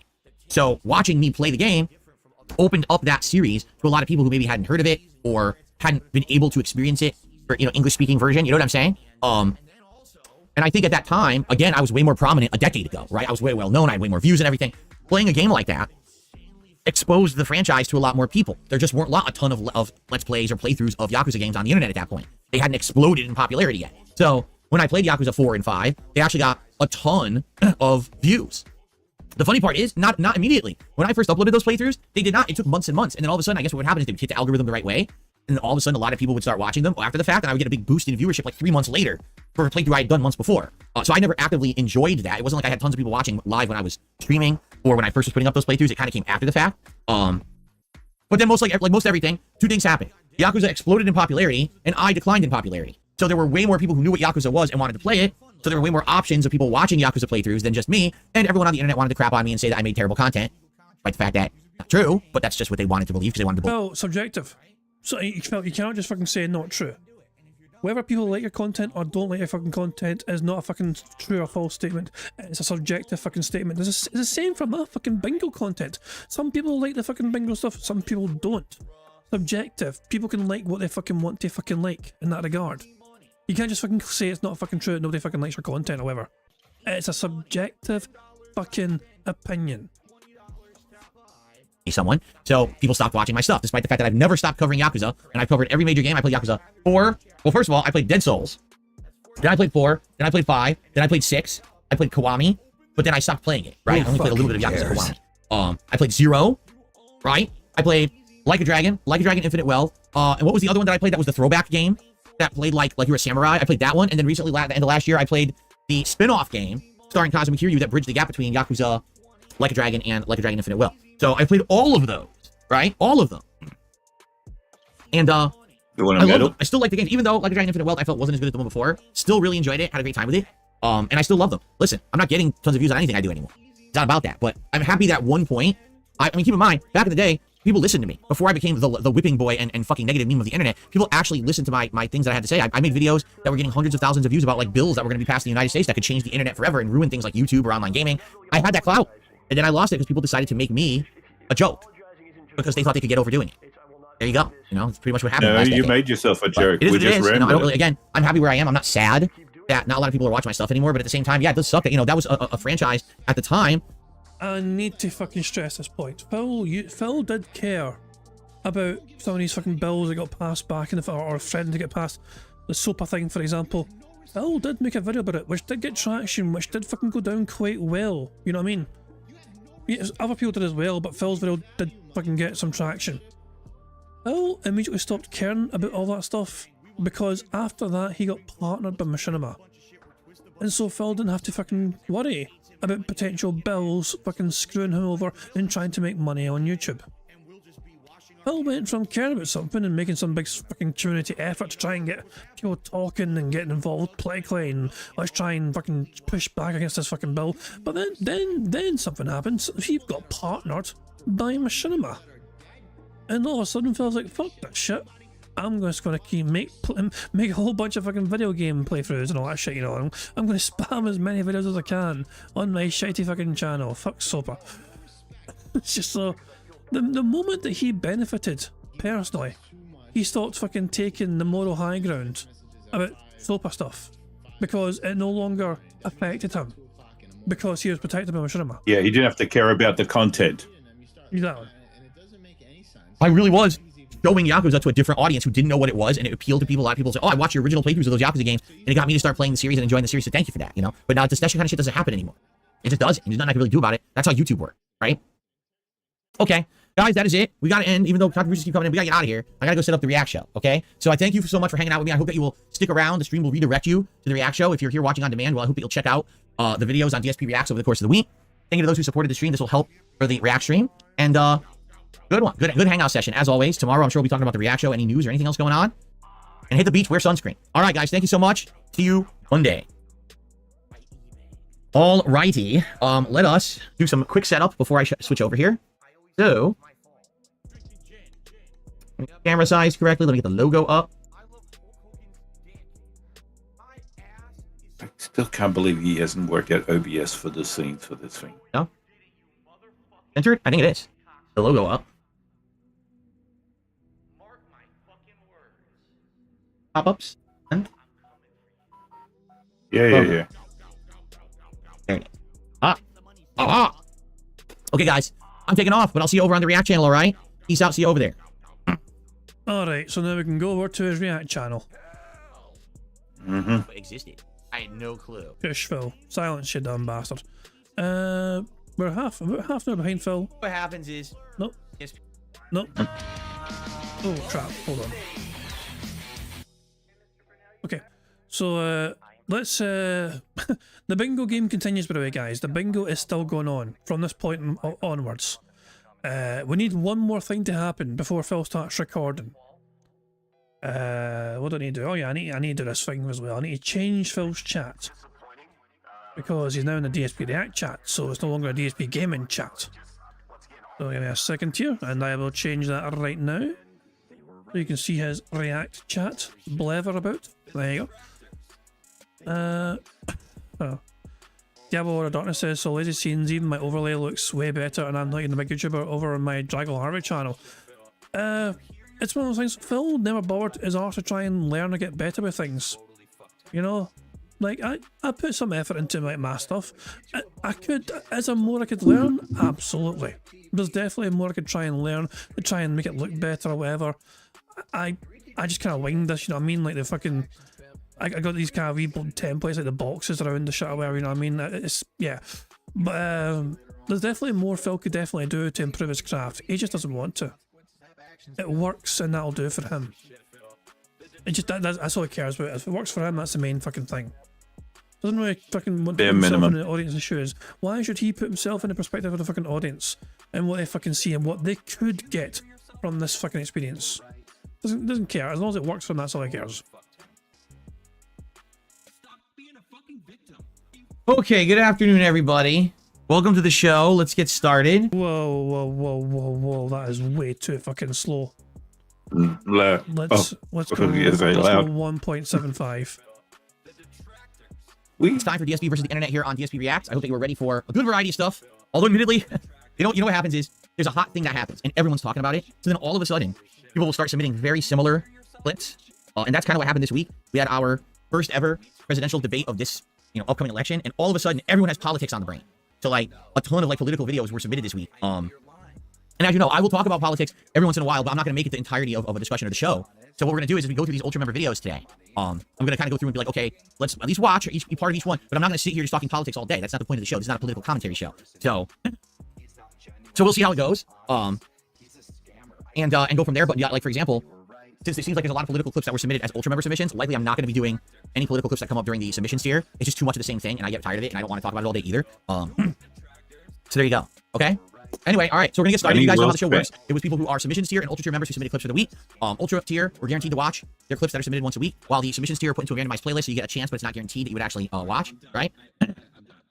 And yeah. So that is the point of today's show, to watch clips of a big variety from all over the internet. Now, if you like my React content, please support the stream. I don't really make anything on these videos on demand. Many of these get claimed or demonetized because you're watching other people's content.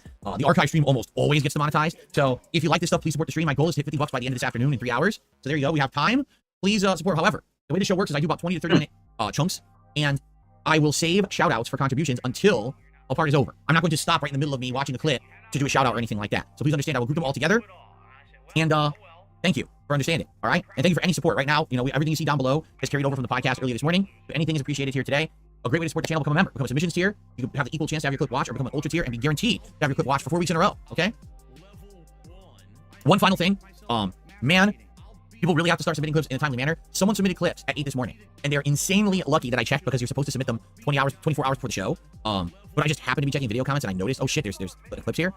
So yeah, people have to be way more careful because they almost didn't make the show. And you know, listen, I want to give my members and supporters what they're owed. At the same time, they have to abide by the rules of submission. You know, I don't have 17 times to keep checking to see if someone dropped a new video for the show. It has to be done a day ahead of time. All right. So just for warning everyone, if you're someone who is a channel member, please be careful. Got to get those submissions in because I do those playlists on Saturday night. Okay. All right. Are you ready to begin? Let's get this playlist set up. Actually, as I said, I'm not kidding. I want to talk about politics. Political video. You go down here. Political video. Political video. Political video.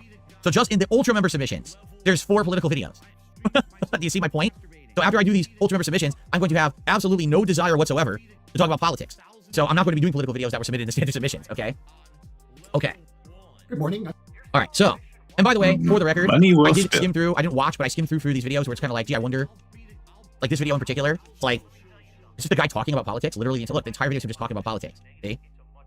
So, FYI, it's not going to be the most riveting video. Maybe we'll watch a couple minutes of it, and then I'll switch over to the next video, because I'll be honest. So is this the same guy who complained about getting short videos sent to him last week? Last week he was crying and bitching and whining and moaning about the fucking length of the videos being submitted to him, and it's quite short, so we might get through all the submissions because the videos aren't that fucking long. Someone sends him a 10-minute video and feels like that's too long. I'm probably going to skip it. I'm going to watch a couple of minutes and skip to the next fucking video. You cannot win. There's no sweet spot for him. Yeah. You just can't win with this fucking prick. And we're gonna fall asleep. You know, doesn't seem like the most interesting, riveting video, right? Okay. By the way, DC. Hey, it might have porn in it. I'm gonna be honest with you, DC. I don't think it's appropriate to do right now on the show. Sorry, 2 seconds. It may have indeed. That's probably why Phil skimmed it in the first place. Not to just check, you know. Yes. Yeah. Phil had to skim every single video he has to his playlist. Every single one has to get skimmed by him to ensure it doesn't have any naughty content in it. Okay. By the way, DC, thank you for that haiku. I'm gonna be honest with you, DC. I don't think it's appropriate to be reading that right now on the show, but I appreciate that haiku. Okay. Okay, are we ready to get started? All right, let's begin. Here we go. Hello, everyone. Phil here. Well, that's a pain in the ass. Crap. We were 1 away from a full house. We were so close to a full house, but ultimately we were 1 away. Burger. 5 in a row. That's concerning. I'm just gonna leave that top left on blank for now. 1 away from the full house. That's a fucking pain in the hole right there. But let's see how Phil's doing right now live DSP, shall we? Differentiate yourself from straight people if you want. No change. Phil has given his take on a video of why do gay people sound like that. That's I can be controversial with his opinions on that. I will just leave that there, I guess. Good old otters. Now before we get to the marbles. Oh my god. And they're getting fed as well. They're getting fed. Hang on. Go back. What to what? I think he got banned. You gotta be kidding me. Nope. Phil got banned for that video. Wait, what? Hold on, I closed it. I actually closed the damn thing. I know, you just closed it just as a thing. You have to go to React channel. His stream's got... Oh, the React channel, you're right. Fuck, sorry, my bad. Yep. It says, what was it? It's been copyright claimed, apparently. Oh, right. Okay, that's no big thing then. Policy violations. That sounds different. Wait 3 minutes and then the stream comes back. Right, there you fucking go then. Probably just as well. I stopped broadcasting. It was just funny, and just as you clicked it off, that's what happened. Yeah. Hey, apparently that vid was claimed. Lol. So we wait 3 minutes and then the stream comes back. If I was going to just chat and stream for 3 minutes, maybe not. Jesus Christ, man. So Phil's been a bit derailed right now with these 3 minute shenanigans or whatever. I'll tell you what then, guys. I'll tell you what. I was going to have that on mute in case I just hear noise again from it. But I am going to set up... Well, I'll say before we do anything, I'm sorry. The members Discord. The members Discord must be visited. So, Diablo EU posted a couple of images. First of all, we have this. Your results aren't good. Can I see them? Probably not. Two seconds. We also have... I'm having problems with my hearing. Can you describe the symptoms? March has boy hair and Homer's a fat guy. Yeah, the symptoms. Good stuff indeed. Oh, fuck me, man. Tacos a lot again as well. Yes, I saw that one. Is this a piece of your brain?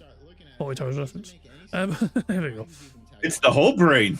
It's not a piece. Yeah. Well, yeah, it's a 40 Towers reference. Like, bloody hell. But yeah. You said this. I said, but anyway, is Phil's stream's back? Okay, it's back. Hold on. Let's see what he has to say about it. What will Phil say about his stream going down?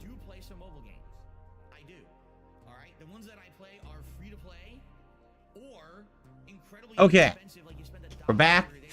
Hello, everyone. So the stupid thing happened where YouTube identified that video as someone else's content and decides to block the stream despite the fact that reacting to content is completely allowed on YouTube. Isn't that nice? Really, it's all about who you know and what partner network you're in. What? So obviously they were in a partner network that basically blocks anyone's attempts to do anything with their content. Question. Is he technically not recording right now? Because if he's not recording, I don't. Then I can count it as a burp. You know? I mean, it feels a bit cheaty doing this, but I don't think he's recording. Which is pretty fucking stupid. Like, what on earth shouldn't I have reacted to there? It doesn't even make sense, right? Whatever. We're back. If that ever happens, it's just a 3-minute wait and then the stream just comes right back. So no worries there, guys. But I think you see my point when I say, sadly, these videos don't get monetized. That's your perfect example. So now this stream cannot be monetized and that video cannot be monetized because it has that content in it. Okay? So if you enjoy the react show, guys, please support it. Right now, we've had... He's on a embeggment because he had to stop recording because I got shut down or whatever. He's on a little embeggment before he starts recording again. Glorious stuff. Absolutely no support whatsoever on the stream. Everything that you see below is from the podcast. So anything is appreciated. A super chat, a super sticker, a membership, a gifted membership. So that was the first batch of videos, and that's gone by now. the end of the stream, then I would at least consider it a pretty good stream. So please consider supporting if you can. Thank you in advance to anyone who does. Okay, and let's get ready to resume here. Okay. Okay, are we ready? Here we go. Damn. Hello everyone and welcome back. I tried to cheat with Bingo, but still we didn't fucking say anything that was left us. Damn it. We added one burp, you know. It is what it is. I know, we tried. We fucking tried. We even tried to be a little sneaky and cheat. I mean, I'll bug it all. Let's get back to the otters. Otters and marble. So guys, I am going to set up the marble stream, okay? This is the big marble stream. This is a marble stream which will determine who gets to take home half of that bingo prize fund. Because the other half, remember, goes to charity, but one lucky detractor, one lucky marble, will get to claim that bingo prize. And they get the half of the bingo prize fund. If their marble comes first. And remember, even if your marble doesn't come first, if you're in the top 3, you have a chance of winning potentially. Also remember, the courses are randomised. And I'm going to force D-Dog to pick a course maybe by just giving me a random number or something, I don't know. But yeah, okay. D-Dog will have to fucking face that burden when the time comes or whatever, but D-Dog will help pick the course. It's a completely random track. It could be a really hard track, it could be a very simple track, who knows. But come back in a few minutes and we'll have marbles ready to go and we'll see what's in store for us as we try and pick a winner. So yeah, don't go anywhere guys, we're getting things set up We'll be right back.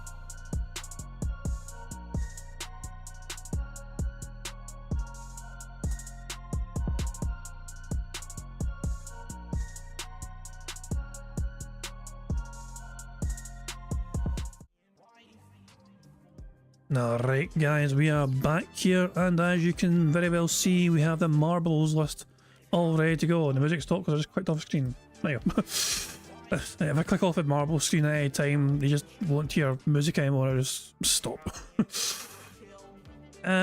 D-Dog, you are my special guest today, and so I mean we don't have any numbers tied with these tracks. So we can't just fucking pick a random number, sadly. And in the past we had numbers next to these things. Come up with, think of a random word, any word in the world, just any word. What's the first word that pops into your head? Any yellow. Word. Yellow. Let's type in yellow. Let's just type in yellow in here. There are no community maps with yellow in there. So, try again. Pudding? Pudding. Yeah. Nope. I don't know. I think I'm getting hungry. Nope. No pudding either. Oh, of course. Burger. Balls. No burger either. Oh, are you freaking kidding me? Football. Oh, nope. Okay, we're going to go for foggy. It was close enough. Foggy was there. Oh, yep, yeah, there it is. 8% elimination rate. It's only a minute long track. All right. How many did I say? 157, I think it was, wasn't it? Yep. Yeah, I think it was. So yeah, we have 157 marbles here. This is the track we're going to play. As picked by D-Dog, it's going to be a very short track. Remember, even if your marble doesn't come first, you still could win. The last bingo winner was second in this race. But because first place was a no-show, they got to claim the prize. But just because you don't come first doesn't mean you're not in my chance of winning. Let's have a quick look at this map, which I believe was called, so this is called Yannick Gamer's Foggy Abyss Foothill. So it seems like a very straightforward course. Seems like there's not a lot of loops. Not a lot of risk for people. These things can kill people because they just pop you up in the air and send you flying. Other than that though, it's a very straightforward course. So yeah. Let's I mean really, looking at this, Heather says I don't think you should Heather, you're honest. In fact, you're right front and centre. Heather's got a great chance of winning here. Heather, you asked I think to be added the other day, because I think I've seen your name recently in the comments asking. So yeah, there's your marble right there. And I would argue you've got a hell of a good chance of winning, because if nothing stops you or slows you down, which not a lot of things on this track will, there is one real serious obstacle, and that's these things. The rest of it is just track. So, really, if you're at the frontier, you're in for an amazing chance of winning. So that's people like Heather, P, and what else is here as well? Chody Taint, Brad Burnian, Gregory Lake. Yeah, over here you got Ira, Bjorn, Damien Anderson, Twerps Conus, and Les Peter Guitar Jam. So yeah, I mean, I'll say everyone's got a chance. And there's Bugle, our previous winner, is back here, whatever. But this could be, as I said, it's random. It's a completely random chance what happens with these things. Let's start the race, shall we? Good luck, everybody. Here we go. Let's follow Heather. I'm going to follow Heather. How the hell did Heather lose first place? And we're going to get down this tunnel. Okay, let's just pit. Oh, there's a random death. I guess people went around that corner too fast. I died. Fuck me. A whole bunch of people died there. We're down to... we lost 17 marbles, and that was one of them. I saw my name. Lima Whiskey is currently in the lead, and I feel like we might as well keep an eye on them. Bjorn is second place. This is what it all boils down to. Bjorn's asking, is our new community post this month? No, next month. This is where people slow down, but Hazelton gets a great bounce. But Whale Islander and Meow Mix are the front runners now. Wait, Johnny V2 skipped. They fell over the edge or they got bumped off here. Have a smashing day. He was here earlier. Hold on a second. People were getting launched to the finish thanks to this. They skipped the spiral. They skipped the spiral to get launched down here. And Johnny V2 was the first to finish. Congratulations. I don't know why it's added 75 to your fucking name, by the way. That happened last time as well with D-Dog finishing, of course. Johnny V2 has won the bingo. Second place is Ham Smashing Day. And the third place was Savage Today. Congratulations to the top 3 marbles there. So that's... Johnny V2 has won the bingo prize fund for the month of June. So what I'm going to do is, also I'm going to make a community post tagging all 3 of their channels, and we'll keep an eye out for them as well to show up or whatever. I'm going to do the same thing as I did, for this month, for last month's winner. We'll give people time to get in touch to see if they can claim their bingo prize fund. If Johnny V2 is no sign of him or don't hear from him or whatever after the 20th, we'll do the same thing as last time. We'll wait until the 20th of July. If there are no show, it'll go to second place, and if second place is a no show, it'll go to third place. And so on and so on and so on. Usually between, there's like usually someone there anyway. Basically what I'm saying is that there's slight minimal bare fucking hope for Lionel, who came fourth, which is really the first American. There you go. Good old fucking reference there. But yeah, congratulations to Johnny V2.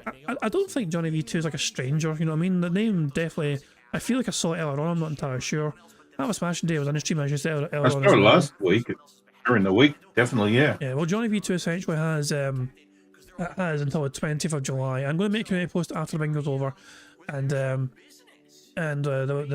be up to them essentially to get in touch with me, and we can try and get bingo prizes sorted out. But that was a bingo course we had for today. You know, so this. Yes, the drop a dragon. This is our proper race, right? We've got a winner. I want to play it again though, just for the hell of it, just for fun. I want to repeat this course again. For shits and giggles. Yeah, this one is just for the fucking balls. Actually, I'll tell you what. This one will add $5 to bingo prize fund for this month if we get a winner. That's in the chat right now. How's that? Somebody has to be in the chat right now to add $5 to bingo prize fund for if that makes sense. Like if you win, for example, or I win, it adds $5. If the winner isn't in the chat right now, we don't add $5 to bingo prize fund. Sounds good. So there we go. So yes, Ever, you didn't die. Oh, all those people did. And that lost us 20 people. Mr. White, no. I think you're still alive. MRC's gone. Yeah, can you see a name in there? Dear Bear. Right, I want to keep an eye on what happens here. Like, I was following them last time after the thing. In this when they took the shortcut. Yeah, like so let's see, does anyone get a shortcut? Like Beamer.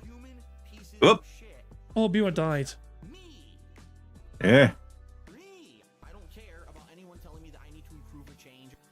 I don't think anyone's got a shortcut this time. Which means Dare Bear wins because they're in the lead the whole time. Dare Bear has won. This Dare Bear and then Dead Bears. Dare Bear and Dead Bears. I don't know if Dare Bear is in the chat right now though, that's a thing. That's a shame. I don't think Dare Bear's around. Dare Bear or Scientist or Fox. So don't get to add $5 to bingo prize fund, god damn it. Yeah, Dare Bear won clean. That was a clean run. Cull Derek is taking the scenic route. There's no one around to fucking get in the way. I'm just fucking enjoying the sights, enjoying the scenery. And there we go. Good old Cull Derek. It's mad to me. We'll make some more gifted members. How's that? Oh, very kind of you. Come the fuck in or fuck the fuck off. Oh, that's still going. It doesn't do it once? No, I think it's going to. I had it fixed briefly, I think, but I think it's going to come repeat the it. fuck in or fuck the fuck off. Yep. I had it fixed briefly. Also, it's really gone very weird on the overlay. The overlay's gone very strange where the text must be because of marbles, yeah. Well, you think it's marbles because it's just like full screen on OBS. Well, come the fuck in or fuck the fuck off. Well, let me just say thank you, D-Dog, for gifting the memberships. Let me just go to the screen here. Okay. Actually, let me get to this menu in case people get confused with come the fuck in or fuck the fuck off. Yeah, let's get the marbles. Enjoy, Justin. So well done to the folks. So thank you first of all, D-Dog, for gifting 5 memberships, and D-Dog gifted 10 memberships as well at the start of the night. Those names have been added already to the bingo list. I don't have them available to me right now, but that was very kind of D-Dog to do that before the stream as well. But congratulations to the following 5 people for getting memberships right there: Velran, Justin Andrew Watson, Dan Dark, Euphorix, and The Sid. Congratulations to you 5 for receiving memberships. And thank you once again to D-Dog for that. Guys, I'm going to wrap things up there. Okay. So yeah, sadly we can get a full house today to end off the month of June for all the support, whatever. But yeah, it is what it is. Congratulations once again to the people that won the marbles race. Johnny V2 is actually here. Yes, so much. There's the bingo winner right fucking there. There you go. Usually only able to watch the VODs. Oh, there you fucking go. Well, I don't even fucking need to make a community post then. Get wrecked. Other people that finished 2nd, 3rd, and 4th, and so on. First place was here the whole time. Congrats, Johnny V. So yeah, Johnny V2, well done. You won the bingo prize fund. If you can reach out to me, there's different ways you can fucking do it. If you can do it through Twitter if you want. You can reach out to me on Discord if you have the details for that. You can reach out to me, email me, kingjadvcmp@gmail.com. We'll get something sorted behind the scenes and all that jazz, and we'll get you squared up for your bingo prize fund.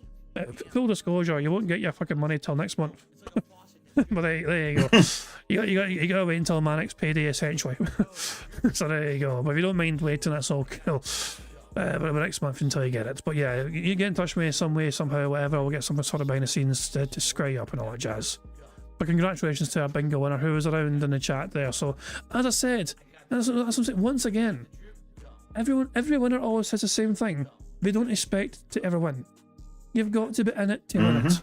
As the old saying goes, Exactly. If you're not in the fucking in the fucking draw, you know what I mean, you're not going to fucking win the prize. You've got to be in for a shot of winning. You get your name out there. It could be any marble that wins, and in Johnny's case, his marble got launched to the fucking end. And by it's just bizarre. But there you go. Right, that's actually a very nice positive note to kind of end the stream on. Guys, I'm going to wrap things up there. Thank you once again, everyone. This is a bit of a... I know the stream got kind of derailed earlier on by random toxicity from elsewhere.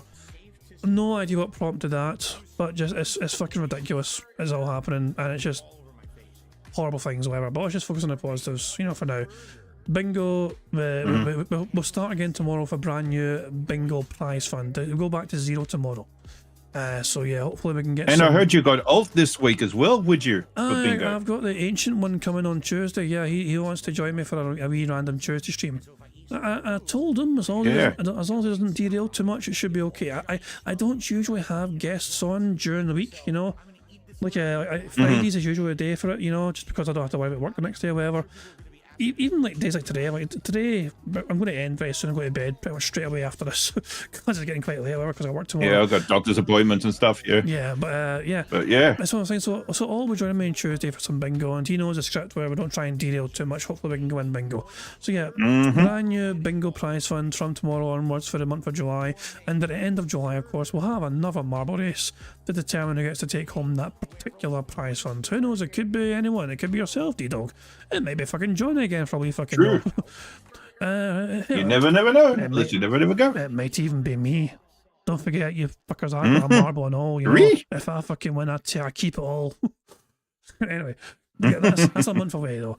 Guys, thank you very much for joining me for some bingo antics today. Thank you in general for the month of June. You guys have been incredibly supportive.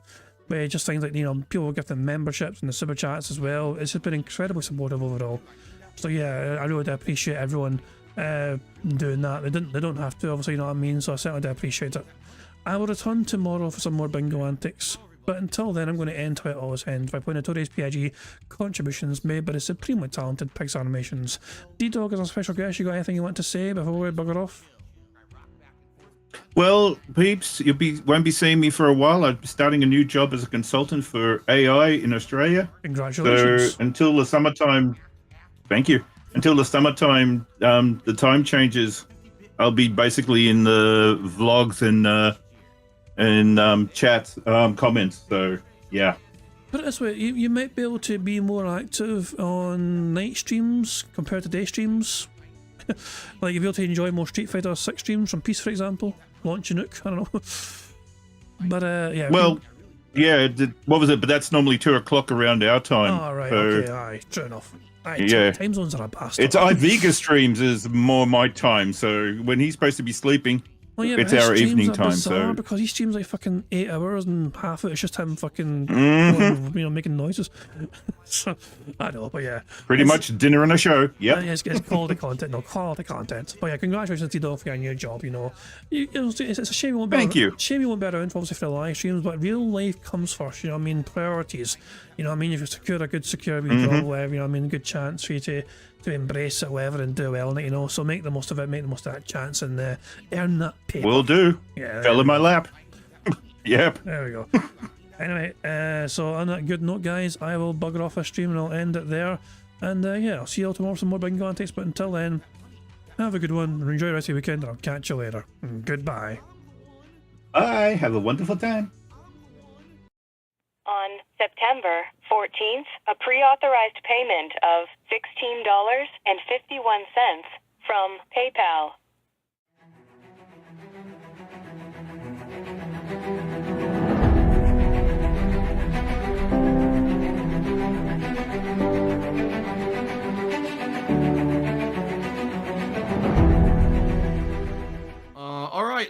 Rebels has tipped me $1.30. It says, I'm back. What's your favorite type of shower? When you're showered in money. When you go outside and all of a sudden greenbacks start falling from the sky and you raise your face up, you're like, oh, you start dancing, you go, oh, money, money, yeah, yeah. All right, I don't know what the hell you're talking about, but thank you for the first tip of the day.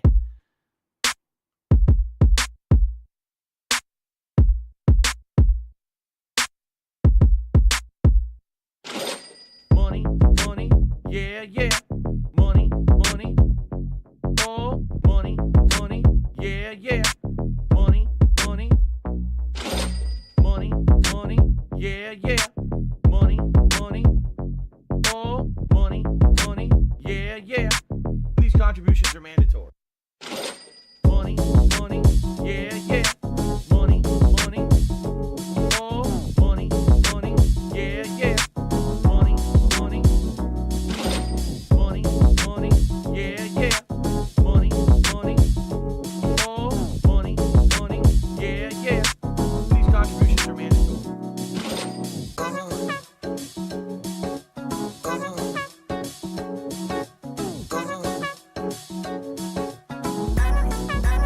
Show me the money.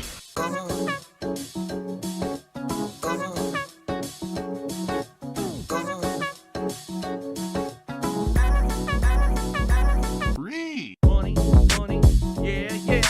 Money, money, oh, money, money, yeah, yeah. Money, money, money, money, yeah, yeah. Money, money, oh, money, money, yeah, yeah.